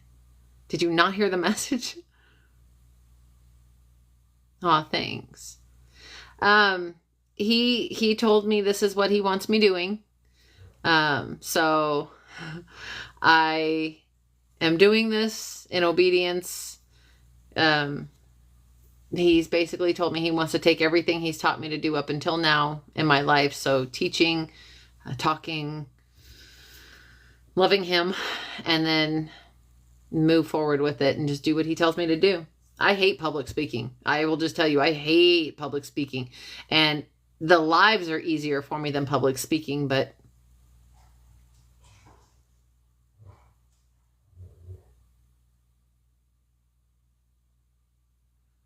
yeah, and I mean, it's a small group and I know what he wants me to talk about. So the difference is it's a lot different when I have to come up with a speech myself and I have to come up with it myself. I don't come up with it. I just let him go. And so, you know, I always pray that this is not of me. This is not of me. And I just let him do what he wants to do in it.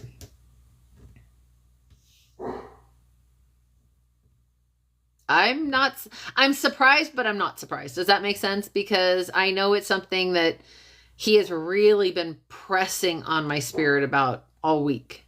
I mean, James, I told you a little bit earlier in the week, you know, so, it's just, he's really been pressing this on me. So,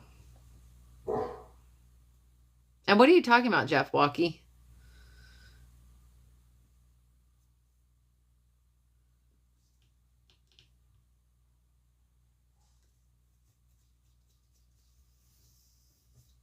Quail my rear. My quail are hiding. Thank you very much. They don't talk to you. Yeah. Yeah. I mean, I don't know about inspiring, but it's definitely, I had to learn to stand on my own feet with him, you know, instead of letting other people be a crutch kind of thing, you know, like as wonderful as that was, I needed to learn that he was what I needed. I needed to learn to not idolize anyone or anything except for him. And it was turning that direction really quickly. So, I mean, that was my fault. You know, I wasn't healed enough for sure.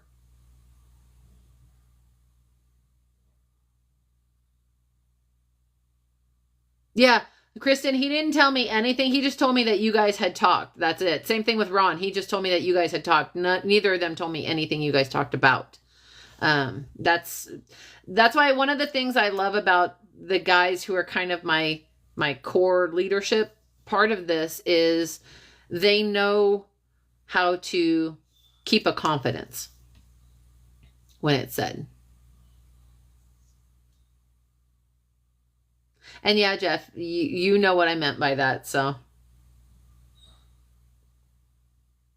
you know, idols had to be torn down.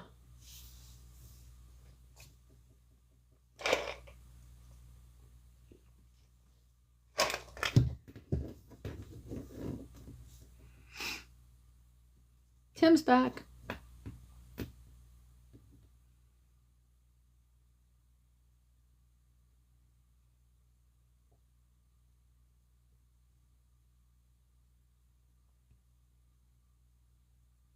Boy, you went real quiet on me. Things get too real.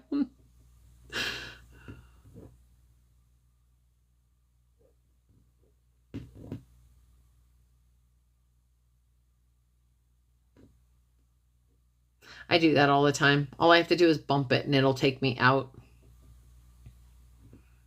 I just look at it as a blessing that we even still have TikTok, honestly. It was go read Isaiah 54 through 56:1. And it was basically God's promise to us. It was him telling us that the promise is almost here. But those are the main scripture verses.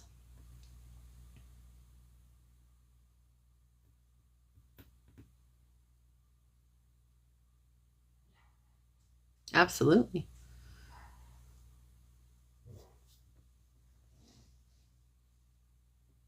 So what do you guys have planned for the weekend? I mean, I know what I'm doing this weekend. I don't have to work tomorrow. I'm super excited. I don't have to work on Monday either. It's the first time I have taken a vacation or time off for me since 3+ years. I know, right? I don't think I have ever I had 4 days off together. It's always been like a court date or, like work. So I get to... You're getting baptized? Or your friends are getting baptized? Either way, that's phenomenal.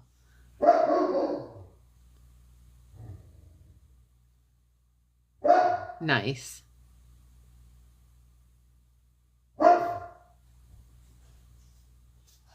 The kids will like that, Ryan. So yeah, I don't take vacation, you guys. I know I harass Jeff a lot about his long hours, but to be fair, I'm just as bad. You're prophetic. This is why everybody loves Jeff. Yeah, whatever. You guys all love him now till he starts calling you old and telling you need Depends.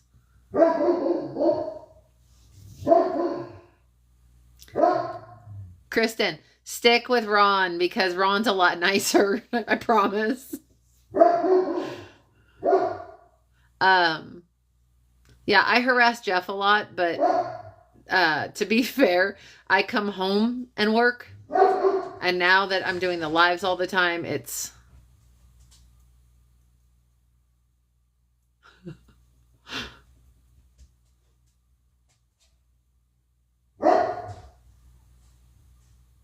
Yeah. Every way my rear.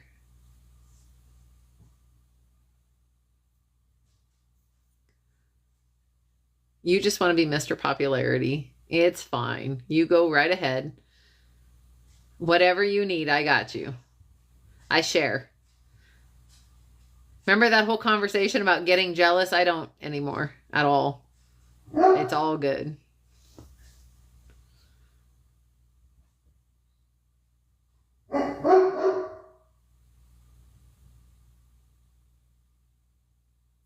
Ron is nicer than Jeff. Jeff is mean to me. Ron is nicer to me than Jeff.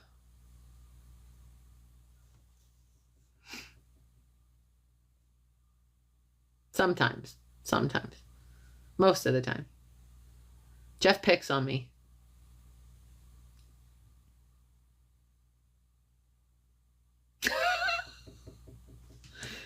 You had a 9-month hiatus of not picking on me, so I get it. You're trying to make up for lost time. No, not you, James. Yeah. Just, Kristen, don't trust James if he starts calling you princess, because know that he calls all the girls princess now. I found that out.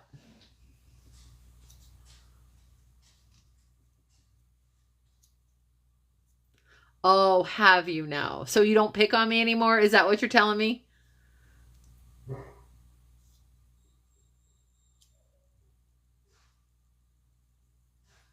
I wouldn't know. I only see you on the lives now, so.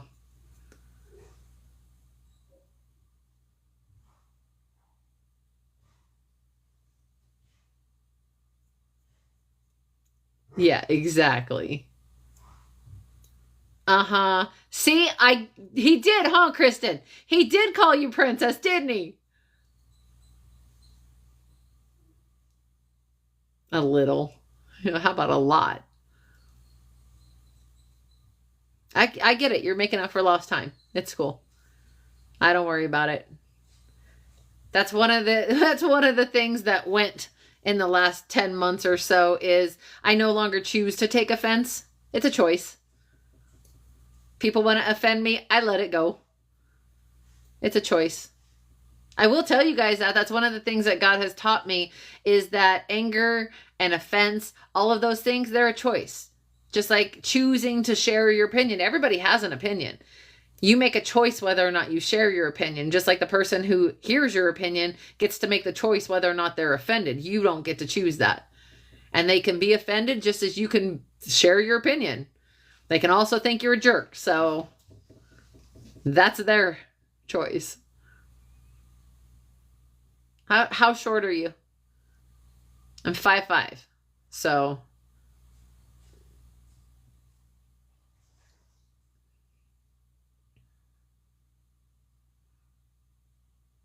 I'm shrinking, I've noticed.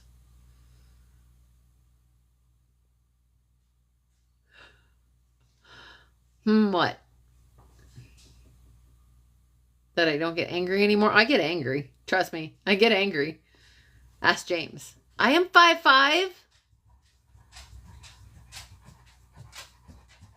No, I'm only 5'5". No, I never get angry, do I, James? Not ever. I never get angry, I never get frustrated, and I never get impatient. And this is all so much bull. Like, I'm having to wade through it.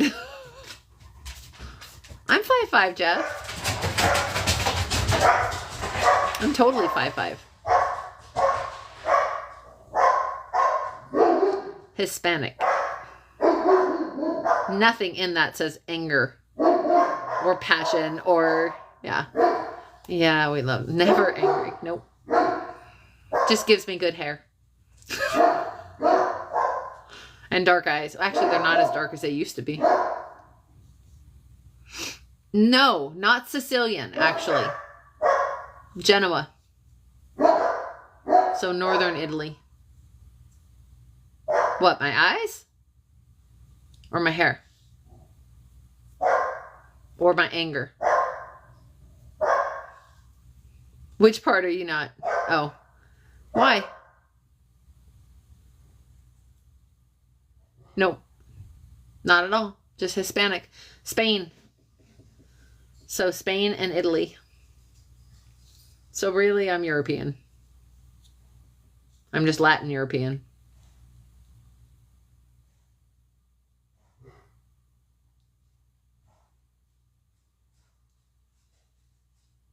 Am I Mexican? Nope, not Mexican.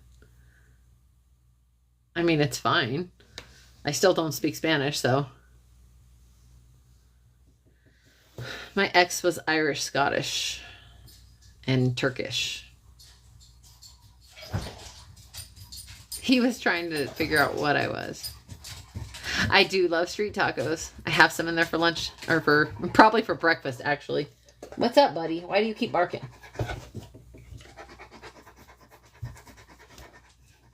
You're getting hair everywhere. Yeah. I like all Mexican food, though. Yeah, that's him right there. Sally. See him? Sally. No, I'm not a big fan of churros. They're okay. Night, Chris. You too. I'll try to call you this weekend, at least either tonight, tomorrow, somewhere around there. Are you going to bed, or do you want me to actually try to call tonight? I might have to call my sister. She was trying to call while I was on the live. Because I'll be home Monday. So I'm actually have a whole free day on Monday. I made sure that when I come home on Sunday, I have nothing to do but the message until the live Monday. So I'm going to hopefully get the message done over the weekend. And I mean, I'm waiting on him to tell me what it's about. So, but then I'll have all day Monday to just... You're breathing heavy. Why? My big boy. Okay.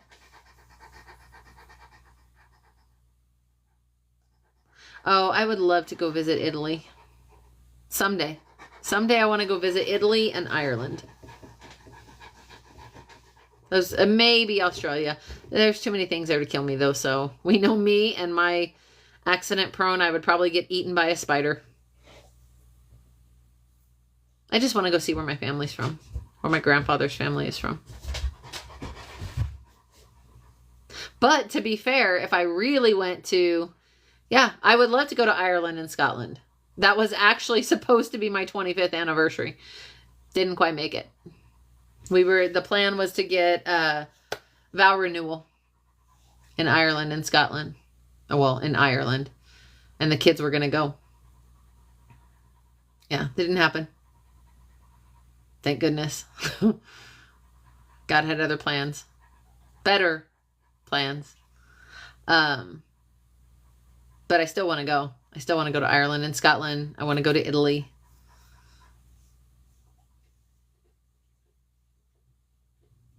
I have honestly no desire to go to France. I mean, if I went, great, but it's not like a bucket list thing. Never been to Hawaii. Still want to go to Hawaii, but I would actually rather go to some of the, like the Caribbean islands, things like that. Never been off the country, though. I would like to go to Canada. Always wanted to go to Canada.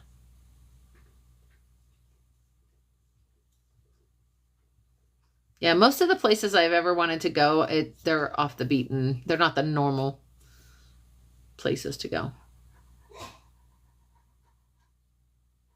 Well, I still say there's nowhere prettier than the Pacific Northwest. Like the Oregon coast is gorgeous. Yeah, that would be cool.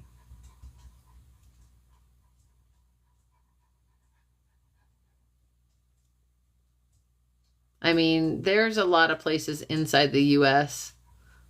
that are just really, really pretty. Never been. Was supposed to go on a trip there. I didn't go. But then again, too, I've been to, what do you call it? Yeah. Well, I haven't been to Montana. That's the one that that's still definitely on my bucket list in the U.S. It's probably one of the only ones still on my bucket list in the U.S. I would also like to see Pennsylvania in the fall. Stockton doesn't count. No, Stockton doesn't count. Stockton's a shithole. Never been to Idaho either. I have been to South Dakota, Utah, I liked San Antonio a lot better than Dallas or Houston. See, what I always wanted to do, honestly, I always wanted to go stay in one of those huts over the water. But I was always so anxious that it scared me, the idea of staying Okay, so that I want to do that. I want to see the fall colors. But staying in one of those huts over the water always gave me like anxiety. And now that I don't have anxiety, I so badly want to do that and go swim with dolphins. Like that's what I wanted to do growing up, was be a marine biologist, animal trainer. What about them? In Washington? I mean, in Montana or in Alaska? Like there's things I want to see, but it's usually lakes and things like that. I like the mountains. I still say, where isn't it Alaska that has those igloos that you can stay in? They're like glass igloos. I wanted to do that too, to see the northern lights. Like I literally just laid out on my front porch yesterday. Was it yesterday? Yeah, it was last night, because the moon was hidden last night. And so actually the last 3 nights, I laid out on my front porch as it got dark and just watched the stars, because I live near Yosemite National Park, you guys. There is not a lot of light pollution here. And so the stars are so bright. And when the moon is hidden, they're even brighter. So you're scared of it. That might be exactly why to go. Talk about finding your kingdom spouse. You could choose. There might be many. There might be a whole bunch of them. And that way, if one gets eaten by a polar bear, you just go to the next one. Reverse Mormon. I mean, depends on how God wants to do it. But yeah, so like I just lay out and just stare at the stars. And I have this huge granite boulder that's off to one side of my property, off past my driveway. And I'll just go lay on this boulder, and the dogs hang out around me. Sully actually patrols circles around so that nothing can get near me. So Cooper and I will just lay on this boulder and just stare up at the stars and talk to God. And it's amazing and it's beautiful. And I love it because I can hear the horses still. It's just super, super peaceful. So that's what I do. And I've got this one oak tree that's nearby. I mean, I have cedar trees and stuff, but the one oak tree, the population for what? The one oak tree I have that's right there is like 250, 300 years old. So I've got all of this history. Well, there's not much. I actually have a girl that I know from high school that lives there with her husband. They moved to Alaska. She just had a baby. I mean, I knew her after high school. She's younger than us, but...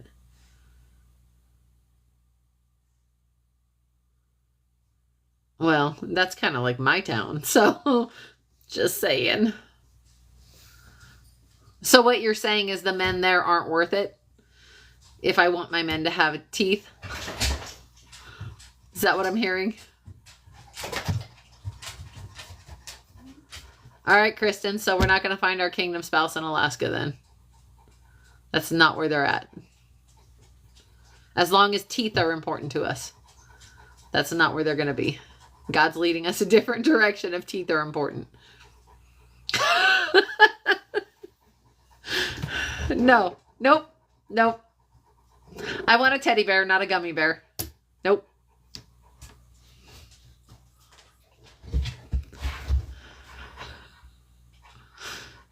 I'll take the teddy bear. I don't want the gummy bear.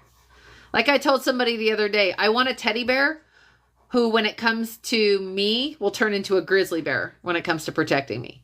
So they'll be my teddy bear, but with everybody else, they'll be a grizzly. That's what I need.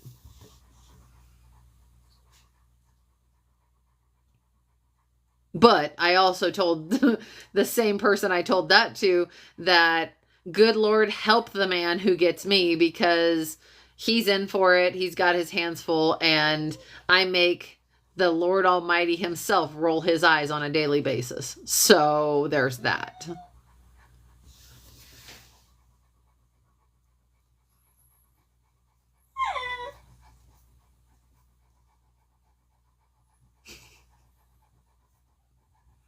Yeah.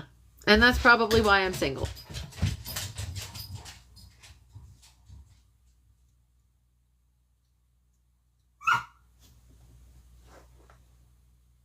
for now.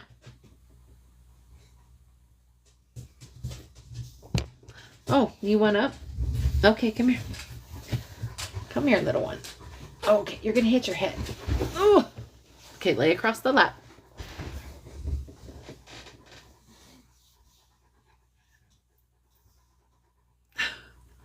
I mean, at least there's physical contact for you. So, does he know?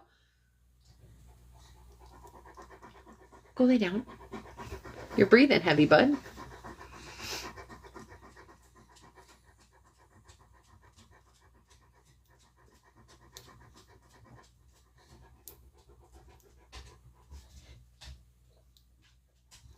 Kristen, does he know?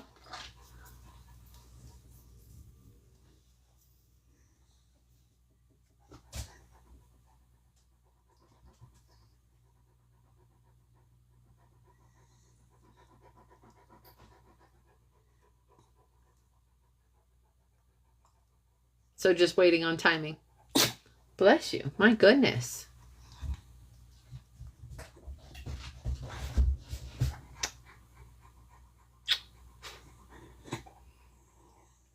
Well, at least you know. Yeah. And at least you know that you're at that point. Because the separation comes before the togetherness. So at least you know that you're right before that part, some point. Yeah, I mean, like some point along the timeline.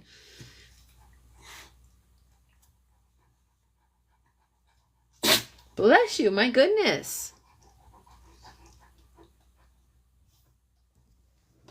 Hey, Shell. So, I mean, that's a positive. And with this message, you know, yeah, makes for a beautiful pairing. But you're still waiting on God, so you're learning patience too.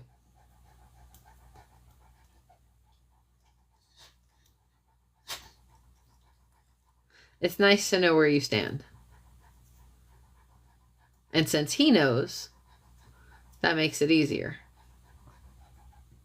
Because then at least you both know where you stand. It's just a waiting game at that point.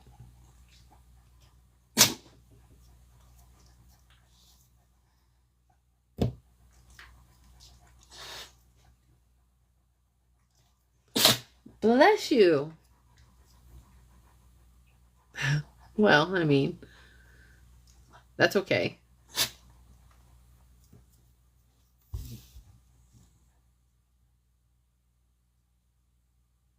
Because you are always getting hurt. Maybe that's what I need to do is find a physical therapist. Lord, can I put in my request? I love when he corrects me live. This is where he rolls his eyes at me. Yeah. This is where he rolls his eyes at me and tells me, stop it. This is where Manny would be telling me, stop it. I knew what you meant.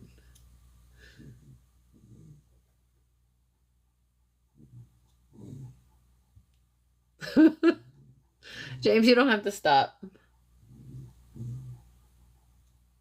I'm just getting a little jelly, that's all.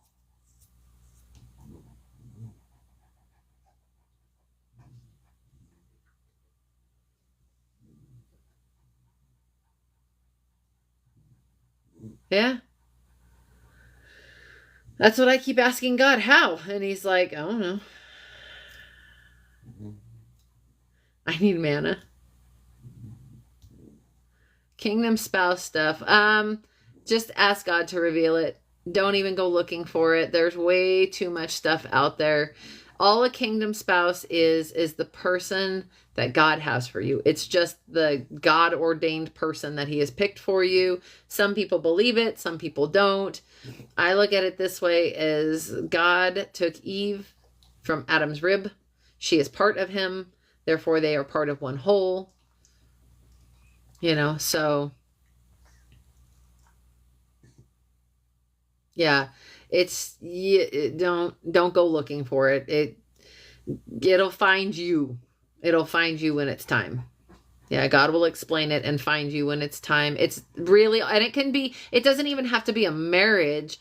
It can be, a business partnership for that matter. It can be a ministry partnership. There's a lot of things it could be. It's that person that, yeah, you're just looking for someone to be equally yoked with, that God has specifically directed you to. And the whole kingdom spouse thing, don't go looking for it, because really it's not a journey anyone wants to go through. Honestly, God has to call you to it. Just like ministry, God has to call you to it.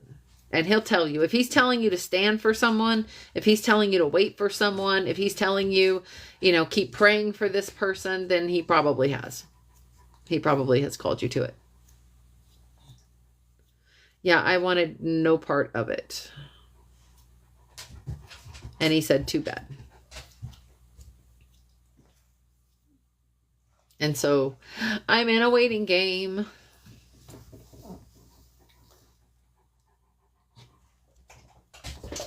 Same.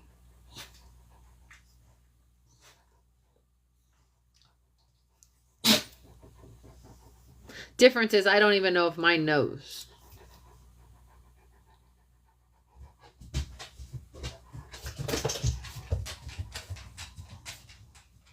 Or recognizes.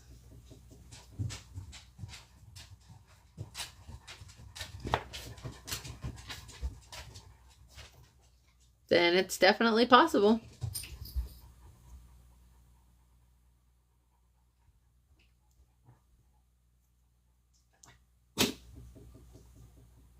It's been time. It's been a long time.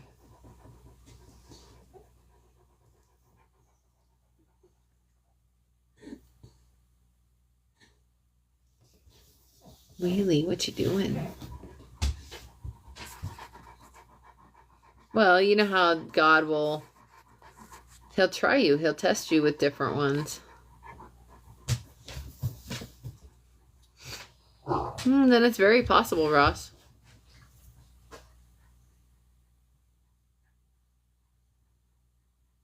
James knows it's coming. He just knows he's not sure who it is yet.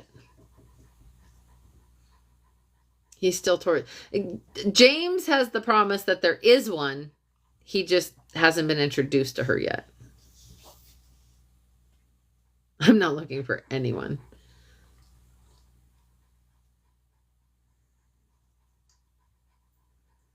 Yeah, I have no desire for it. I didn't have a choice.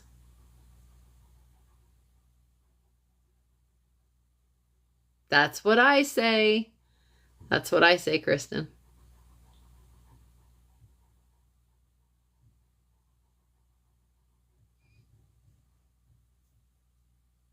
I know that out of several, James still has some time to wait. He just doesn't want to. He's kind of at the beginning of his, when it comes to this. Other things, not so much. He's got other things. Yeah.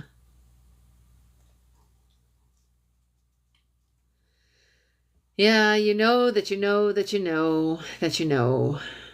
You get 360,000 pages worth of journals, right, James? Does it? Does it though? Or is it just frustrating? No, I know it's teaching and preparing and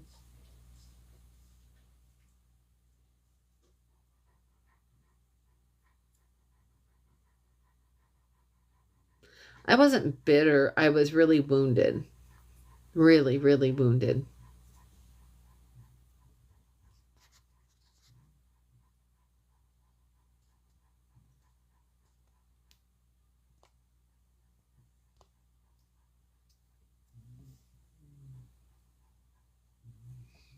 Same. Like I said, I had to break some idols. There were a lot of idols that needed to be broken.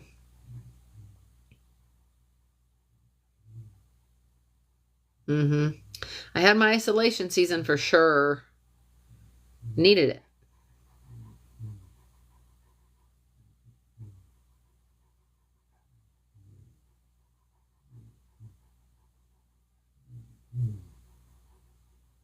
Yeah, lots of ugly crying. I think, though, that I cried more in the separation from my kingdom spouse than I did with my ex. Like, I think that was harder. Like, the isolation there was harder than from my ex.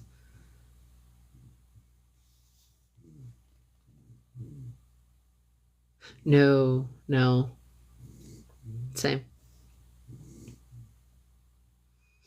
I didn't feel worthy. I felt like I was putting baggage on him that should not have been there. That wasn't his to carry. It's hard.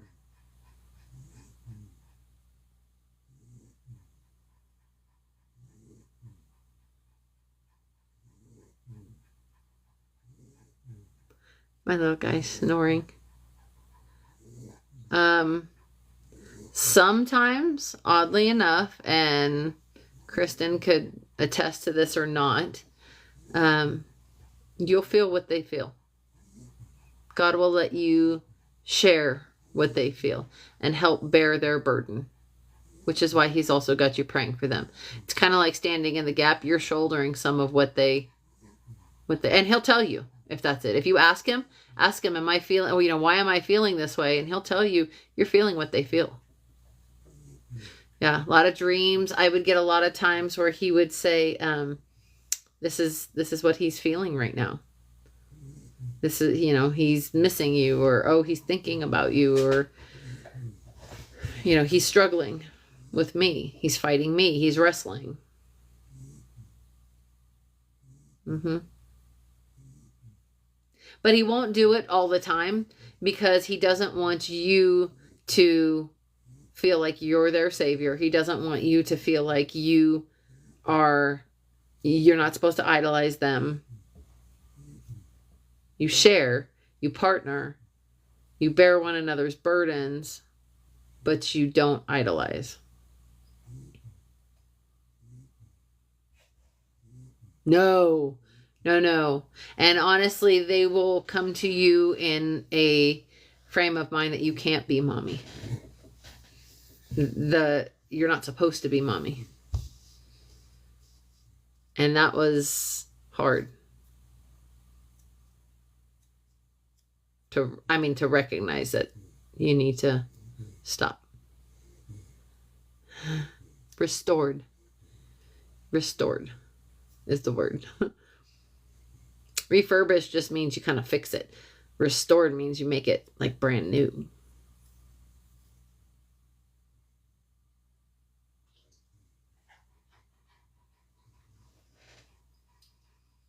Refurbished is more like repurposed. And the other thing too, Ross, is with kingdom spouses, it has more to do with bringing you together, like to the point where you can be healed enough to come together, then heal each other, and then from there work towards the kingdom. You're working for God together. Yeah. You're working for his kingdom together, not separately. So it has to be something you can help one another do for other people. It's never just for one or the other. It's never just for you to have a happy marriage. It's because there's more in store.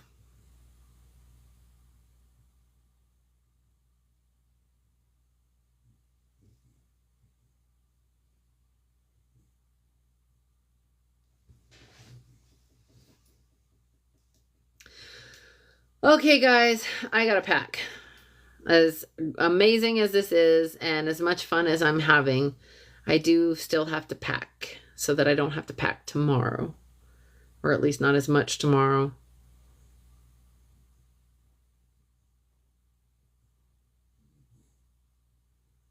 I mean, yeah, Ryan, I get it.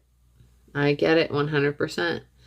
Is you just gotta keep walking through it. What I keep telling everybody is God is telling you what's coming, and He is just letting you know, Ron or James, He is just also letting you know, just keep putting one foot in front of the other. As long as you're walking forward, trusting Him, you're going the right direction. It's when we stop and sit down and complain and want to not keep walking forward that things start falling apart. And and I mean, even when He's telling you be still, it's be still with me. When He tells you just sit still with me. He said He wants somebody to talk to. She said to talk to you or James. I mean, you or Ron. See, I got that conversation.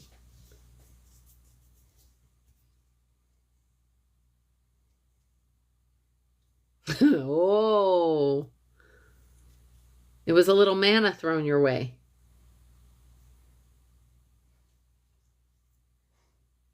Look at that. She's throwing manna. She's like pouring the manna on now.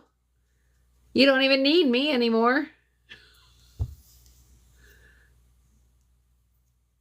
Manna all over the place. Oh, that's not true.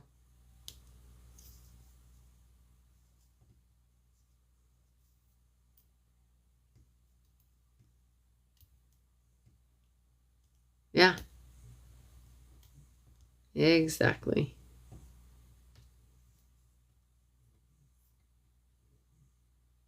I will do that. I didn't know you were still on. You're all being quiet. Hiding. Look at you just hiding up in your little deer stand. Yeah, typical Jeff. Just listening in when nobody knows you're there.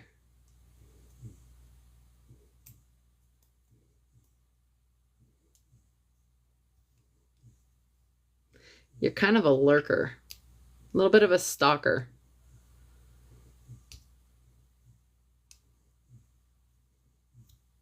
It's kind of creepy sometimes. Just saying.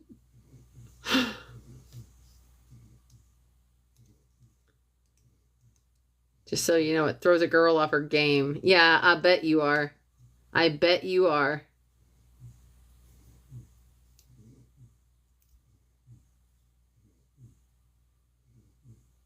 Uh-huh. So...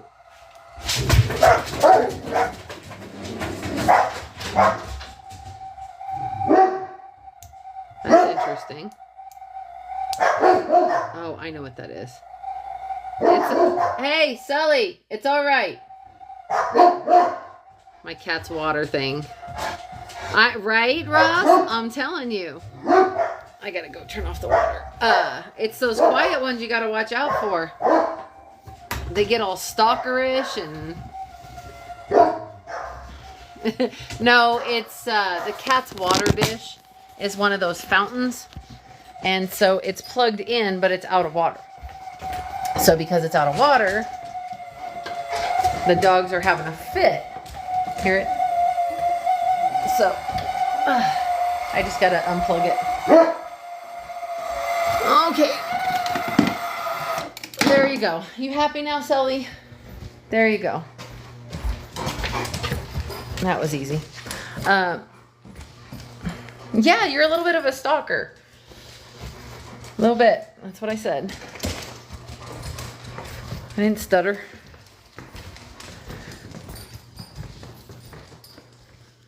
When you're sitting on here quietly, that's stalking. Oh, lights out. Yeah, that's stalking.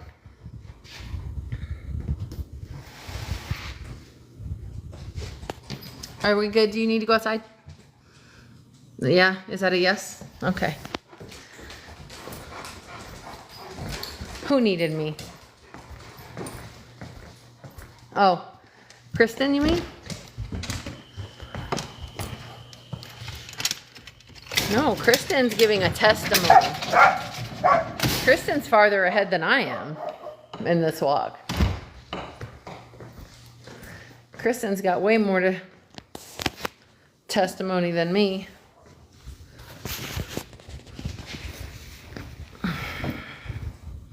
Oh yes, like I said, at least you know where you stand.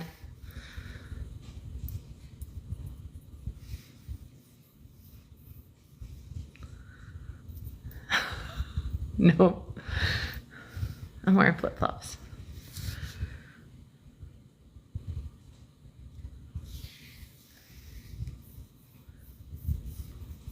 No, it's a good testimony.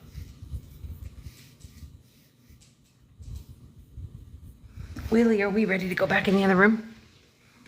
Come on.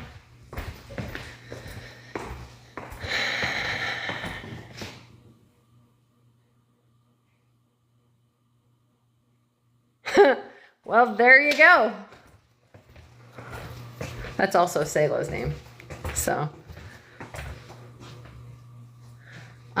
Actually, one day, yes, I will be going to Tennessee. I know eventually that's where God's taking me. I just don't know when and where. I have an idea of an area that I feel like he's going to be taking me. I'm just not sure when. It'll be after I sell my house. But yes, I will be going to Tennessee. I will end up in Tennessee.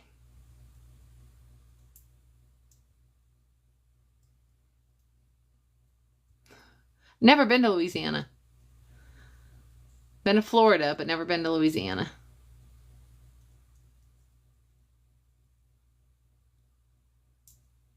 I mean, it's an ongoing preparation. We never stop. I just don't know when he wants me to write the book. He's telling me not yet. So.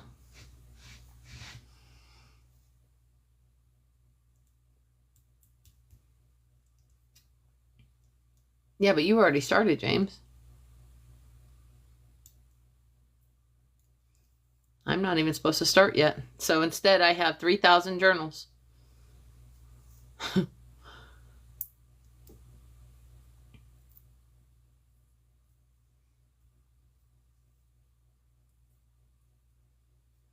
$3,000 journals and a bunch of threads.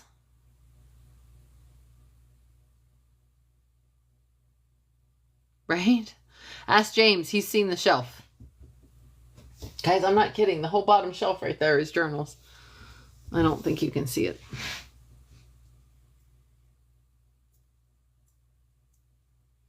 I don't do legal pads and loose leaf. I had loose stuff. I just have journal after journal. James bought me 2 of them. I've already used one whole one. And I started on the second one already, James. It was only a month for one. But the nice thing is... Yeah, no, I don't... Post-its, forget it. The nice thing about it is that where it used to just be me talking, it used to just be me putting it out there.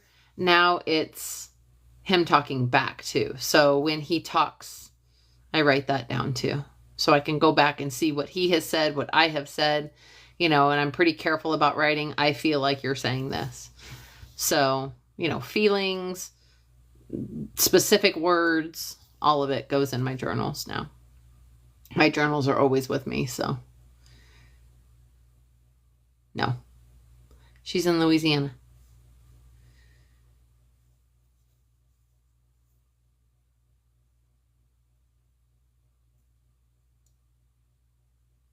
Yes.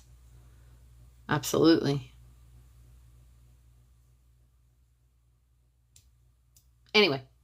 Okay, guys. I'm going to head out. Let me pray us out real quick because we didn't pray out before everybody decided to bail. So Heavenly Father, we just thank you for this time together. Lord, we thank you for the discussion and how we get to know one another and the fellowship that we have. Lord, I pray for those relationships that you were bringing into pass. I pray that your will be done. I pray for the message that you gave each one of us tonight, that it inspires, that it gives each one hope to continue pressing forward and walking out their faith in you. Father, I just pray that you will give each one strength to endure the hardships that we are going through in this time, the doubts that come against us. Let us lift our shield and just remember to always put you first in all things, so that in every single thing, Lord, you are glorified in it. And we pray these things in the name of Jesus. Amen. Yeah, I never forget to pray.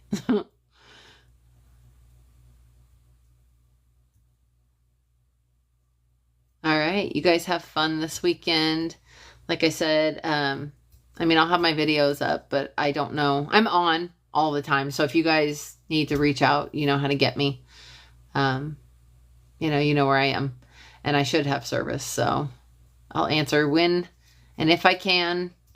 And the rest of the time, it's going to be me and my dad hanging out at the lake with the ladies. So good night, sir. Have a good weekend. Have a peaceful weekend.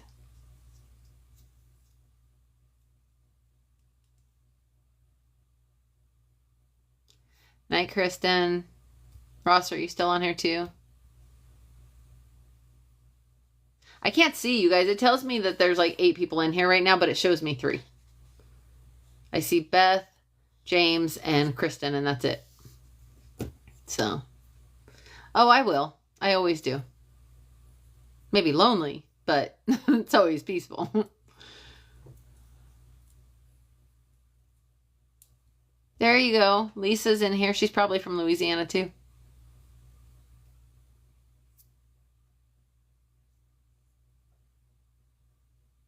All right, guys.